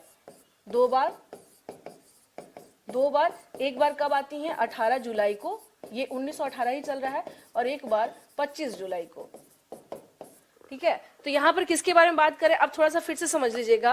Home rule league movement Bihar में स्टार्ट हुआ, यानी ऑलमोस्ट जब पूरे भारत में 1916 में स्टार्ट हुआ था, तो उस टाइम पर बिहार में क्या गतिविधि थी? बिहार में गतिविधि ये थी कि मौलाना मजहरुल हक ने क्या किया? लीग बनाया। उसका अध्यक्ष वही रहे, उपाध्यक्ष सरफराज खान हुए, और मिनिस्टर कौन हुए? चंद्रवंशी सहाय। नेक्स्ट आते हैं कि मुजफ्फरपुर में इसका नेतृत्व कौन कर रहे थे? दैट वाज जनकधारी प्रसाद। अब आते हैं, बात यहाँ करते हैं कि क्या इस आंदोलन से जुड़ी हुई जो मुख्य नेता थी वो यहाँ पहुंची थी या नहीं पहुंची थी? तो वो पहुंची थी, एनी बेसेंट आई थी इसके प्रचार के लिए 1918 में, और दो बार ये पहुंचती हैं, 18 जुलाई को और 25 जुलाई को। 1918 में ये आती हैं कहाँ पर? तो ये देखते हैं बिहार पहुंचती हैं दो बार, इस वजह से इनका आना हुआ। अब यहाँ सवाल ये उठता है कि ये बिहार में सफल आंदोलन था या असफल था? तो बिहार में अगर हम लोग बात करें तो ये क्या था? ये बहुत मतलब सफल नहीं रहा। ये हम लोग क्या, प्रयास किया गया, बट ये बहुत सफल आंदोलन नहीं था। यह सफल आंदोलन नहीं था, बिहार में सफल आंदोलन नहीं था, यानी it was not successful movement in Bihar. Bihar में ये सफल नहीं रहा, ये जो आंदोलन था ये सफल नहीं रहा। ठीक है ना, ये जो आंदोलन था ये क्या था? ये सफल नहीं रहा। तो इस चीज को क्या करना है? थोड़ा सा ध्यान देना है कि ये जो मूवमेंट था ये बहुत ज्यादा क्या रहा, यानी कि बहुत ज्यादा जो है सक्सेसफुल नहीं रहा, सक्सेसफुल नहीं रहा। होम रूल लीग मूवमेंट के बारे में बात कर रहे थे हम लोग, फटाफट कर लीजिए, इसके बाद हम लोग सत्याग्रह मूवमेंट भी कर ही लेते हैं। नाम याद रख लीजिएगा, मजहरुल हक इसी से हैं, नवाज सरफराज खान है, और चंद्रवंशी सहाय। क्वेश्चन अगर आपका कभी आता है तो ये सभी के सभी उससे जुड़े हुए हैं। जनकधारी प्रसाद पूछा जाए, मुजफ्फरपुर में है। एनी बेसेंट 1918 में आई थी। अब यहाँ से क्या करना लगी? अब चूंकि मॉडर्न में क्या है ना, अगर माइंड में चीजों को थोड़ा सा फिट करना पड़ेगा आपको, या रटना पड़ेगा, इसको हम लोग कह सकते हैं। विष्णु कह रहे हैं कि मैम लास्ट में आप राजधानी एक्सप्रेस बना देती है। अच्छा विष्णु, एक बात बताइए, एक बात बताइए, अगर थोड़ा डिले चलेगा तो फिर आप ही लोग कहिएगा ना कि मैम बिहार हिस्ट्री कितने दिन पढ़ेंगे? हाँ, और मॉडर्न इंडिया में मैं आपको सच बताऊं को, वो मुझे सभी सेक्शन से सबसे आसान ना मॉडर्न इंडिया ही लगता है। मॉडर्न इंडिया में अगर आपको सब चीज पता है कि हुआ क्या था, देन इट्स टू इजी। ये सबसे आसान सेक्शन होता है पढ़ने का, स्पेशली हिस्ट्री के कंटेक्स्ट में। हाँ जी, मतलब मुझे ऐसा लगता है जब मैं धीरे पढ़ाती हूँ तब आप लोग को इत्मीनान रहता है, जब मैं थोड़ा सा फास्ट हो जाती हूँ तो समस्या आ जाती है। ऐसा है क्या? हाँ जी, क्योंकि देखिए अगर मैं है, ये भी एक समस्या है कि कमेंट देखती रहूंगी तो फिर मैं पढ़ा नहीं पाऊंगी। तो जब मैं थोड़ा सा इग्नोर कर देती हूँ, मैं काम करने लग जाती हूँ, फिर उधर से आप लोग कहने लगते हैं मैम थोड़ा सा राजधानी एक। चलिए देख लीजिए, हाँ जी पहले देख लीजिए इसे। हाँ जी, क्या हुआ? राजधानी, अभी एक बात बताइए, लास्ट में अभी आप लोग को राजधानी एक्सप्रेस लग रहा है क्या? फिर कहिएगा, अपने कहिएगा कि मैम इतने दिन से हम लोग की बिहार हिस्ट्री चल रही है। दोनों बात खुद कहना है। हाँ, फिर खुद कहिएगा कि मैम बिहार हिस्ट्री चल रही है, बिहार हिस्ट्री कब खत्म होगा? तो अगर थोड़ा सा फास्ट नहीं करेंगे तो बिहार हिस्ट्री कैसे खत्म होगा? बताइए, आप ही बताइए, मेरे सवालों का जवाब दीजिए आप सभी कि अगर मैं थोड़ा फास्ट नहीं करूंगी तो फिर बिहार हिस्ट्री खत्म कैसे होगा? और वैसे भी अब हम लोग कहाँ पे, हम लोग खत्म के ही कगार पर हैं। हम लोग अब कहाँ पर हैं? हम लोग अबाउट टू फिनिश वाले इस पे आ चुके हैं, 1917 पे पहुंच चुके हैं, यानी अब ज्यादा। और वो भी हम लोग कोई समान मॉडर्न नॉर्मल मॉडर्न हिस्ट्री नहीं पढ़ रहे हैं, हम पढ़ रहे हैं बिहार की हिस्ट्री। इसमें बहुत ज्यादा कुछ वैसा नहीं है, यही देखना है नेता, लीडर्स, एसोसिएशन, यही सब देखना है हम लोग को।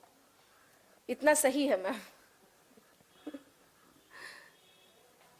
Well placed. अच्छा चलिए ठीक है, अब 1917 चंपारण मूवमेंट कर लिया जाए, क्योंकि अभी टाइम है, आधा घंटा भी टाइम है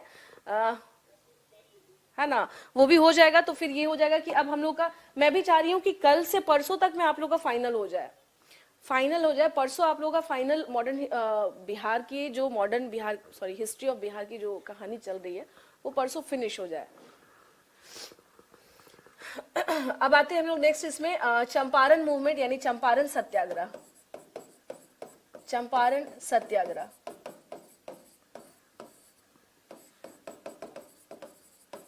चंपारण सत्याग्रह, सत्याग्रह।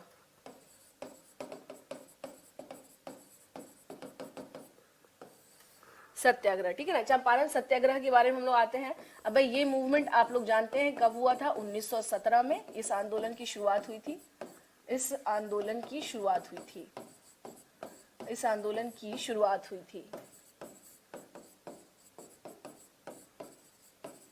आपको बताऊं, देखिए हम लोग जो टीचर है ना, हम लोग क्रैश कोर्स भी करवाते हैं, नॉर्मल कोर्स भी करवाते हैं, ठीक है। विष्णु परेशान हो गया मैं फास्ट पढ़ा दी। अच्छा कोई नहीं विष्णु, कहीं समस्या आई तो वो हम लोग कल डिस्कस कर लेंगे ना। आज जो टॉपिक है एटलीस्ट वो खत्म हो जाए, ये भी जरूरी है ना। आज जो टॉपिक है वो क्या करें हम लोग, खत्म कर दें। और फिर मैं कहीं भागे नहीं जा रही हूँ भाई, मैं यही हूँ।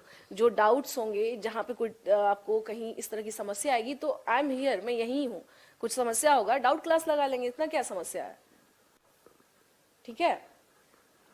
1917 में हम लोग देखते हैं क्या यहाँ पर कि यहाँ पे क्या है, चंपारण आंदोलन की बात करें कि यहाँ पर, तो अब सबसे पहली बात तो ये कि यहाँ पर एक चीज समझ लीजिएगा कि यहाँ पर यानी चंपारण में होता क्या था, यहाँ पर नील की खेती करवाई जाती थी,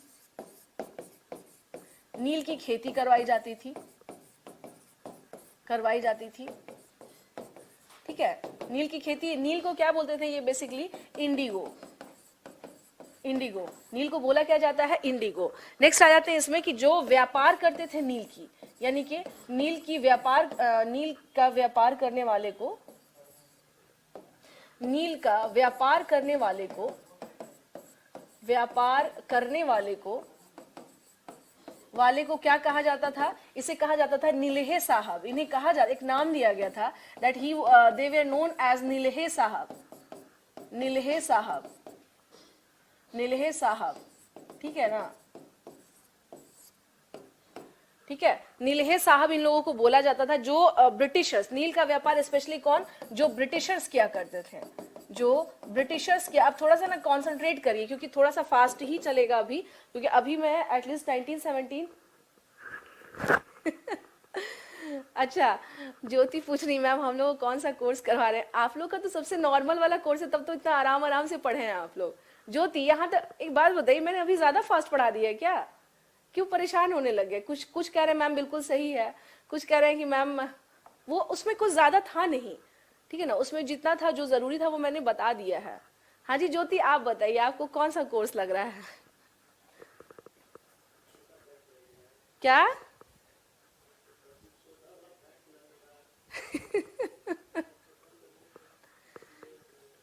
समझ फिर नहीं आता है, ज्योति कह रहे।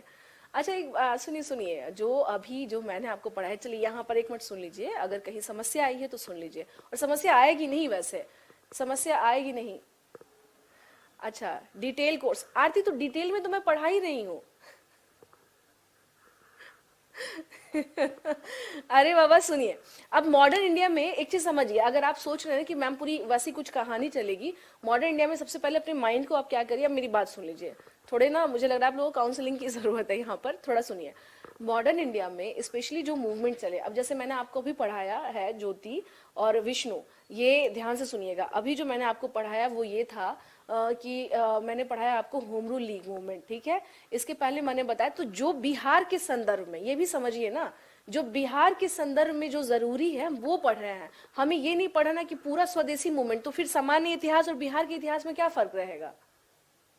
आप लोग समझ रहे मैं क्या कह रही हूँ, बिहार का इतिहास है, बिहार के इतिहास में चूंकि देखिए नेशन वाइड अगर बात करें तो अगर अगर अगर आप लोग बंगाल, अगर अभी बंगाल में रहते हैं और बंगाल पीसीएस की तैयारी करते हैं तो आपको बहुत कुछ पढ़ना पड़ता है मॉडर्न इंडिया के कंटेक्स्ट में, लेकिन बिहार में उतना नहीं आपको दिखेगा जितना बंगाल में दिख रहा है, क्योंकि जो नेशनल मूवमेंट जो सबसे ज्यादा जो हब था उस टाइम पे वो बंगाल था, ठीक है। और बिहार में ऑलरेडी क्या थे, बहुत सारी समस्याएं पहले से थी, जैसे यहाँ पर जो कृषक हैं उनके साथ ऑलरेडी क्या हो रहा था, यहाँ पे स्थिति चंपारण में ऑलरेडी स्थिति बहुत दयनीय थी। उसके अलावा भी हम देख रहे हैं क्या कि बिहार में स्थिति वैसी नहीं थी जिस प्रकार से बंगाल में आपको दिखती है कि सुपर इंटेलेक्चुअल्स आपको वहां पर दिखाई दे रहे होते हैं अलग अलग प्रकार के। बिहार में धीरे धीरे संगठित हो रहे हैं, धीरे धीरे चीजें क्या हो रही हैं, हाँ धीरे धीरे चीजें क्या हो रही है। सामान्य इतिहास जब पढ़ते हैं ना विष्णु, थोड़ा समझिए, जब आप सामान्य इतिहास पढ़ते हैं तब क्या होता है कि वहां पर पूरे डिटेल फॉर्म में जाया जाता है सामान्य इतिहास में। तो सामान्य इतिहास तो मैं पढ़ाऊंगी ही, अभी ये बिहार के कंटेक्स्ट में है। समझे या नहीं समझे ये बताइए। हाँ जी, समझे या नहीं समझे।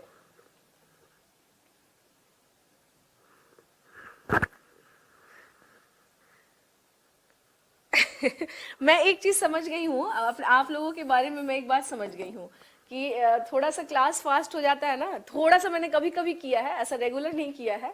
मैंने जब मुझे लगता है कि टॉपिक छोटा है तब वो क्या हो जाता है, आगे बढ़ जाता है। तो जब मैंने थोड़ा सा भी अगर मैंने किया है कोर्स में थोड़ा सा, तुरंत तुरंत क्या होने लगता है कि मैम नहीं, जैसे पढ़ाती हैं वैसे ही पढ़ाइए। ठीक है बाबा, चलिए अब आ जाइए भाई, आ जाइए, मैं अपने पुराने इसमें आ जाती हूँ फॉर्म में। उस टॉपिक में वैसा नहीं है, समझिए। Yes yes yes Shekhar. हाँ जी, आज समझिए, अगर जहाँ पे मैंने कम बताया वहां पे ज्यादा की रिक्वायरमेंट नहीं है। कुछ चीजों को मैं बार बार कह रही हूँ कि अभी भी मैंने 3-4 बार आपको बताया। हाँ हाँ बिल्कुल बिल्कुल बाबा, मैं कहाँ कह रही हूँ। ए बाबू लोग अब बस करिए भाई। अब समझ गई मैं। अब थोड़ा सा आगे बढ़े, अब आगे बढ़े। ठीक है, अब आगे बढ़िए। चलिए नेक्स्ट आते हैं हम लोग इसमें, यहाँ पर देखते हैं क्या कि ब्रिटिशर्स और नीलहे साहब, ये थोड़ा सा समझ लेना है। यहाँ पर क्या थी ना, 3 टाइप से खेती हुआ करती थी नील की, ये भी थोड़ा सा क्लियर हो जाएगा। 3 टाइप से, तो 3 टाइप में चंपारण में कौन सा था। चलिए चलिए आते हैं। चंपारण में कौन सा था, आसामी बार, ये जिरात। देखिए 3 टाइप्स ऑफ क्या था यहाँ पे इंडिगो की जो खेती होती थी, एक जिरात था और एक आसामी बार था। ठीक है, एक आसामी बार था, आसामी बार। कोई नहीं, उसमें उससे कोई समस्या नहीं है, जिनको भी कहीं पे लगा कि थोड़ा सा फास्ट करा दी है मैम, इट्स ओके, कोई बात नहीं है। ठीक है ना, और वो टॉपिक कहीं से वैसा नहीं है। और दूसरा क्या है, खुश्की या कुर्तौली इसको बोलते थे, खुश्की या कुर्तौली। ठीक है ना। अब आपका मान लीजिए अगर आपका क्वेश्चन आ जाए कि बिहार में जो नील की खेती हुआ करती थी उसका पैटर्न क्या था, उसका पैटर्न क्या था, ठीक है ना, उसका पैटर्न क्या था, तो उसके पैटर्न में देख लीजिए, ये क्या देखते हैं। तो ये जिरात जो है ना, जिरात वाले में ये होता था कि जो ब्रिटिशर्स होते थे या ब्रिटिश व्यापारी होते थे, इनका अपना ही खेत वगैरह हुआ करता था, इस पे ये हल बैल और रैयत की क्या करते थे, सहायता लेते थे कि आप आओ और हमारे खेत पे क्या करो, नील की खेती करो। जिरात खेती में ध्यान रखिएगा, जिरात खेती में इसमें होता था हल बैल की सुविधा। यहाँ आते हैं असमी बार। असमी बार के बारे में बात करें तो इसमें यह होता था कि रैयतों की खेती पर, यानी 1 बीघा अगर जमीन है तो उस पे 3 कठिया सिस्टम इसी पे लगता था। किस पे लगता था, इस पर। 3 कठिया जो पद्धति है वो कहाँ पर लग रहा था। 3 कठिया का मतलब ये हुआ कि अगर आपका 1 बीघा जमीन है तो उसमें आपको क्या करना है, 3/4 यानी कि 3/4 जो उसका हिस्सा होगा उस पे आप क्या करेंगे, आपको नील की खेती करनी होगी। नील की खेती करने का जो नुकसान है सबसे ज्यादा वो ये है कि एक बार आपने नील की खेती कर ली तो फिर से दोबारा खेत की जो उर्वरता है वो क्या हो जाती थी, समाप्त हो जाती थी। और ये जबरदस्ती करवाया जाता था, किसके द्वारा, जो अंग्रेज जो हुआ करते थे उनके द्वारा, ठीक है ना, करवाई जाती थी। 3 कठिया सिस्टम इसी पर लागू था। आपका अगर कभी क्वेश्चन आ जाए कि 3 कठिया सिस्टम किसमें था, तो असमी बार जो था इस पर हम लोग क्या देखते हैं, 3 कठिया सिस्टम लागू होता था। और इस ये जो है इसमें ये होता था कि रैयत जो है वो अपनी जो खेती है यानी अपने खेत को क्या करते थे, ये किस पर दे देते थे, गिरवी रख देते थे, अपने खेत को गिरवी रख देते थे।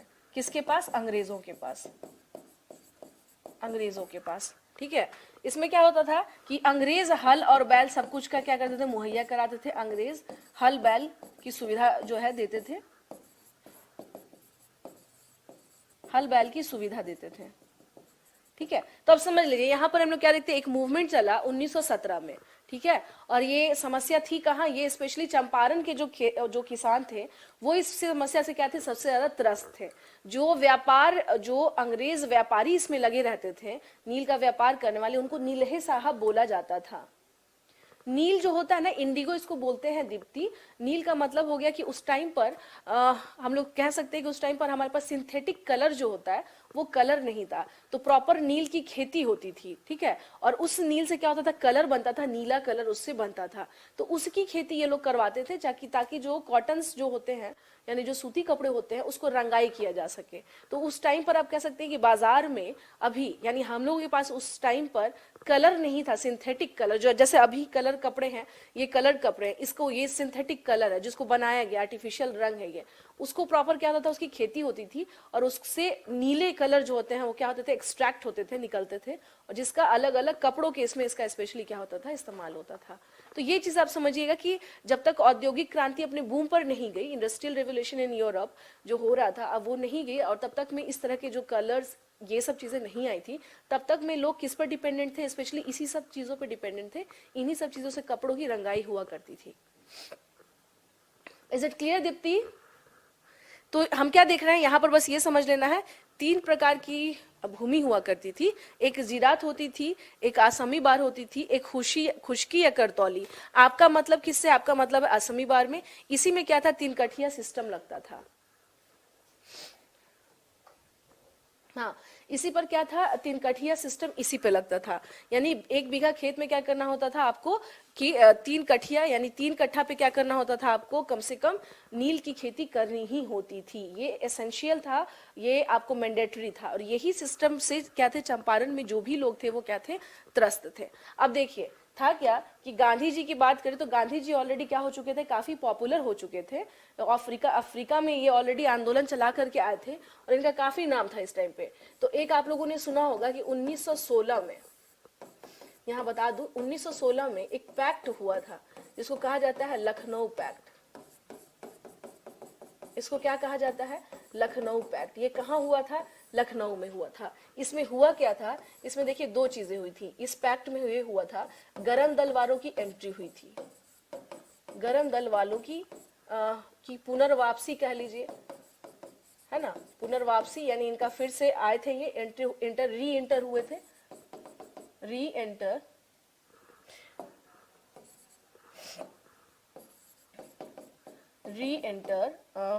यहाँ आ जाए, री एंटर ऑफ, इनको कहा जाता था बेसिकली एक्सट्रीमिस्ट, ठीक है ना, एक्सट्रीमिस्ट। यानी इनकी क्या हो गई थी, वापसी हो गई थी, क्योंकि इनको जो सूरत का कन्वेंशन हुआ था 1907 का, उससे इन्हें क्या किया गया था, बाहर कर दिया गया था, कांग्रेस पार्टी से निकाल दिया गया था। लेकिन इस 1907 के बाद भारत में जो भी मूवमेंट चल रहे थे उनमें बहुत सफलता नहीं मिल पा रही थी। जैसे होम रूल लीग आंदोलन देख लीजिए, तो कांग्रेस को भी ये समझ में आ चुका था कि अगर ये हमसे नहीं जुड़ेंगे तो क्या होगा, हमारा जो मूवमेंट है वो बहुत सफल नहीं हो पाएगा। इसके लिए जरूरी है कि इन्हें क्या किया जाए, फिर से जोड़ा जाए। एक तो ये हुआ था, और दूसरा क्या हुआ था, मुस्लिम लीग जो है, और दूसरा काम क्या हुआ था, मुस्लिम लीग ने कांग्रेस को सपोर्ट कर दिया। यानी पहले ये कटे हुए थे, कांग्रेस के साथ हो लिए, यानी कि के साथ आ गए। यानी इसके पहले ये क्या कर रहे थे, ये अपना इंडिविजुअल मूवमेंट चला रहे थे, के साथ जुड़ गए, ठीक है ना। तो 2 चीजें लखनऊ पैक्ट में हुई थी। अब ये जो लखनऊ पैक्ट था ना, समझिए, जो लखनऊ में जो ये अधिवेशन हो रहा था यहाँ पर, यानी इस लखनऊ पैक्ट में जो लखनऊ में अधिवेशन हो रहा था यहाँ पर, इसमें हुआ क्या कि इस अधिवेशन में आए थे कौन, गांधी जी। इस अधिवेशन में कौन आए थे, गांधी जी। और गांधी जी, मैंने क्या कहा, ये ऑलरेडी इनका क्या हो चुका था, काफी ख्याति मिल चुकी थी, क्योंकि ये अफ्रीका से एक सक्सेसफुल ये क्या हुआ था, मूवमेंट चला कर आए थे, ऑलरेडी लोगों के बीच में काफी फेमस थे। तो ये जो लखनऊ का जो पैक्ट हो रहा था, जो लखनऊ अधिवेशन हुआ था, यहाँ पर चंपारण से, यानी कि अगर बात करें, अब बात करते हैं कि चंपारण में इनका नाम था राजकुमार शुक्ल। तो इनके साथ भी क्या था, इन्होंने कई बार प्रयास किया, कि ये जो सिस्टम है बिहार में, इसे क्या किया जाए, चंपारण में इसे क्या किया जाए, समाप्त किया जाए, बट वो नहीं हो पा रहा था। उसमें रेगुलर हम लोग क्या देखते हैं, कुछ ना कुछ ऑब्लिगेशंस बने ही हुए थे, ठीक है।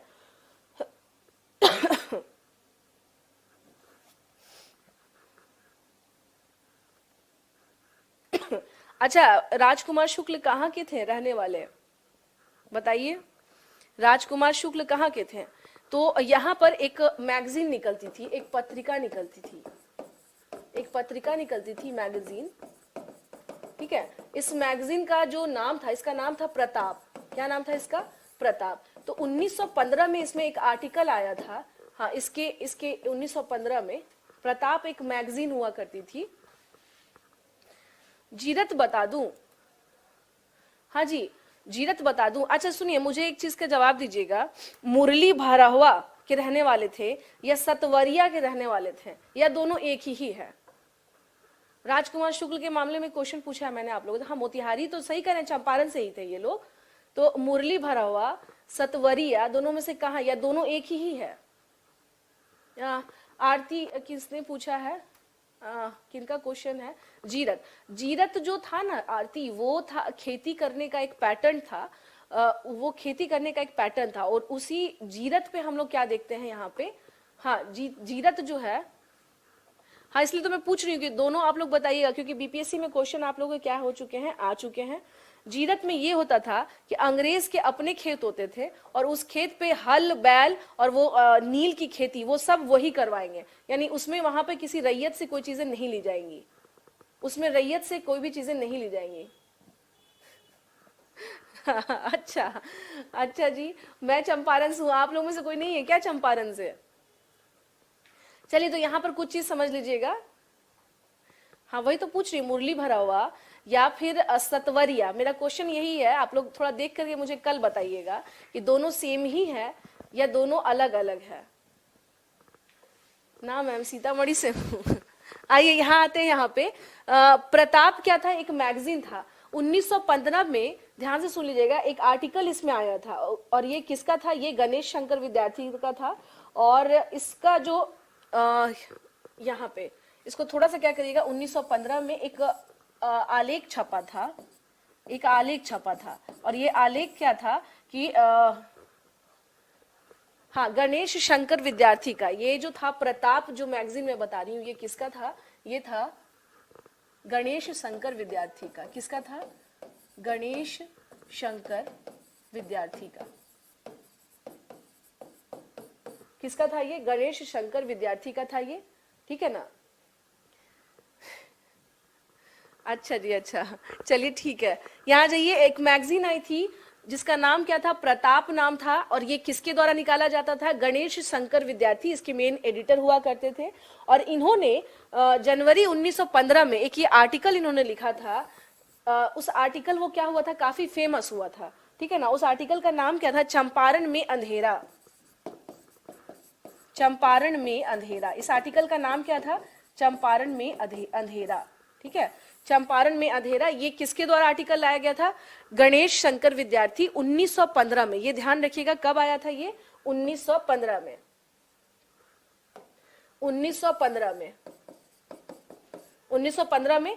तो ये आलेख क्या था? चंपारण में अंधेरा। राजकुमार शुक्ल जो यहीं के रहने वाले थे, इन्होंने कई बार कोशिश किया कि इसके अगेंस्ट जाकर के पुलिस स्टेशन में रपट करें या लोगों को बताएं, बट उल्टा क्या होता था, इन्हीं के साथ क्या होता था, कई बार इन्हें ही उसके बदले में क्या किया गया, इनसे एक तरह से इन्हीं से रिवेंज ले लिया गया, क्योंकि ब्रिटिश की ही क्या है, सरकार है। तो फाइनली राजकुमार शुक्ल को पता चला कि जो गांधी जी हैं, जो ऑलरेडी साउथ अफ्रीका में एक सफल आंदोलन चला करके आए हैं, वहाँ नस्लीय भेद जो हुआ करता था गोरे और काले का, तो वहाँ पर प्रॉपर वो क्या रहे थे, काफी सक्सेसफुल रहे थे।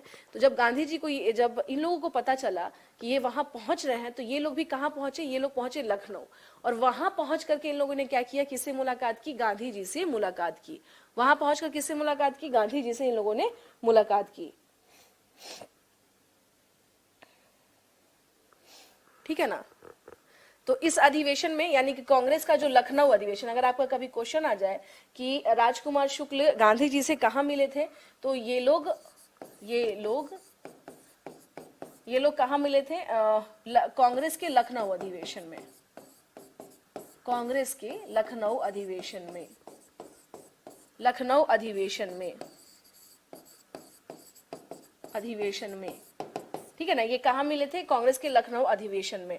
अब आते हैं कि इसका जो टाइम था, यानी कि ये अधिवेशन जो है ये कब हुआ था। चलिए, अच्छी बात है कि आप चंपारण से हैं। 26 से 30 दिसंबर 1916, 26 से 30 दिसंबर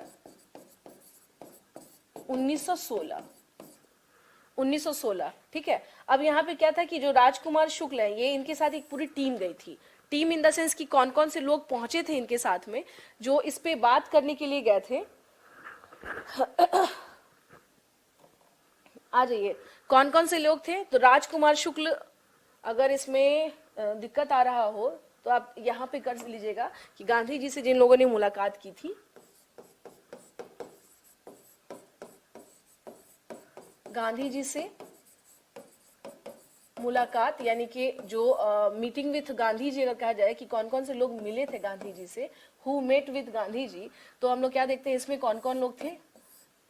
यानी मुलाकात इन द सेंस इनको एक तरह से इनविटेशन देना, इनको एक तरीके से क्या था, इनविटेशन देना, और जो एक्चुअल सिचुएशन ऑफ चंपारण है उससे अवगत कराना, और जो एक्चुअल सिचुएशन ऑफ चंपारण जो है उससे क्या करना ना, अवगत कराना। अवगत कराना यानी जो चंपारण की यथा स्थिति, इसको कहते हैं एक्चुअल सिचुएशन का मतलब होता है जो यथा स्थिति, जो स्थिति थी उस टाइम पर, है ना, वो स्थिति से अवगत कराना। तो इसमें जो मुलाकात कितने लोगों ने की थी, यानी कि कौन कौन से लोग थे। तो पहले तो हो गए राजकुमार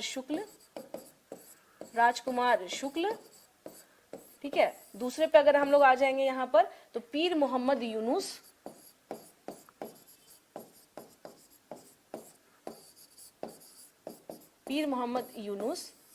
यूनिस भी कई जगह लिखते हैं इनके बारे में, ठीक है ना। पीर मोहम्मद यूनिस हो गए। गोरख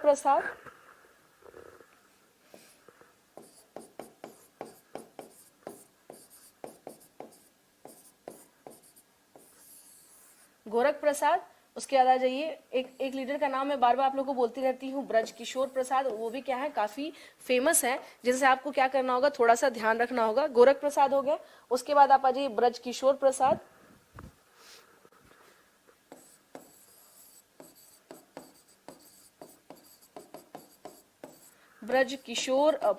हो गए। और रामदयालु साहू, और कौन है, राम दयालु साहू, ठीक है। तो ये लोग क्या थे, मेंबर थे, जिन लोगों ने क्या की थी, मुलाकात की थी। किससे मिले थे ये, गांधी जी से मिले थे। किससे मिले थे ये, गांधी जी से। They met with Gandhi ji,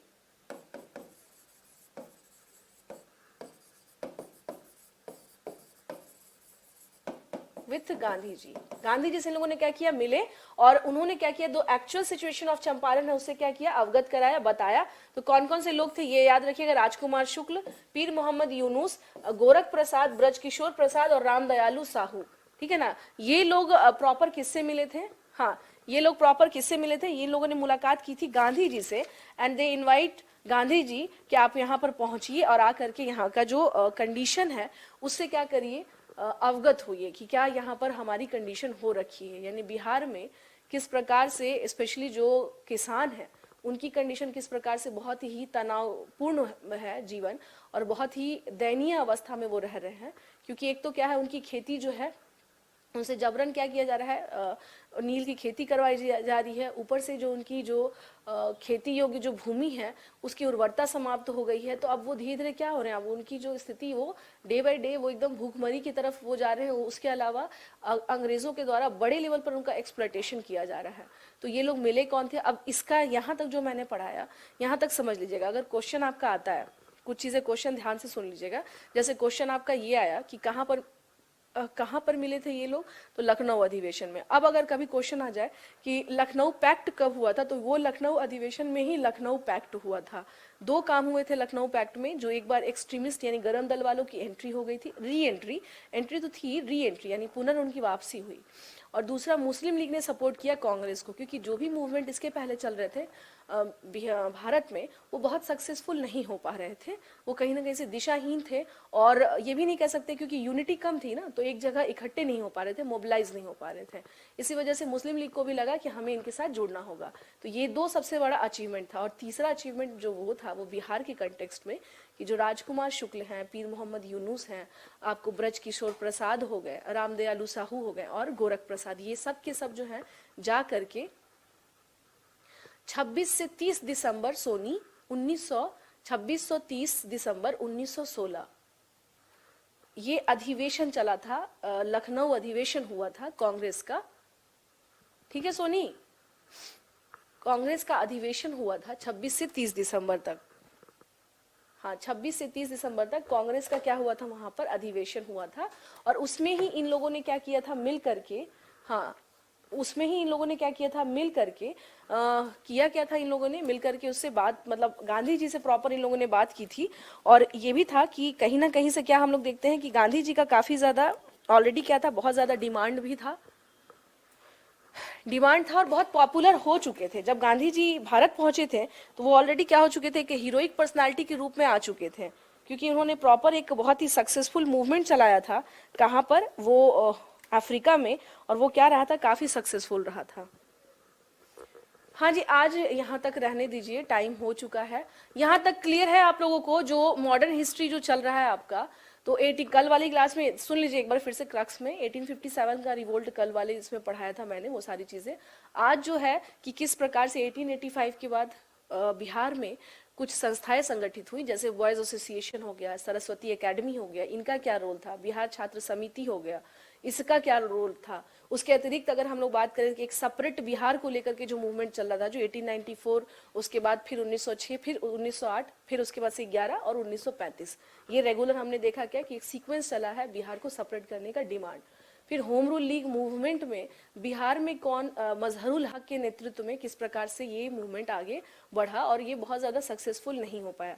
next जो हमारा इसमें टॉपिक हमने किया वो ये है कि चंपारण सत्याग्रह, जिसके बारे में मैंने बताया कि ऑलरेडी ये लखनऊ अधिवेशन में स्टार्ट हुआ था, यानी यहीं पे जाकर के इसके जो रिप्रेजेंटेटिव हैं, जो दल हैं, उन लोगों ने मुलाकात की थी और निमंत्रण दिया था कि आप चंपारण आए और यहाँ की स्थिति को देखें। हाँ जी, अब क्लियर हुआ यहाँ तक, आज यहाँ तक का तो टॉपिक क्लियर है। एक बार जल्दी बता दीजिए फटाफट आप लोग। कल बता दूंगी अमित, हाँ कल बता दूंगी अमित सारी चीजें। अब जो कहीं पे अगर कुछ छूट रहा होगा तो कल कल कल हम लोग बात कर लेंगे इस पे। चलिए, विष्णु कह रहे हैं yes ma'am, then it's fine. चलिए फिर कल मिलते हैं कल की क्लास में, ओके।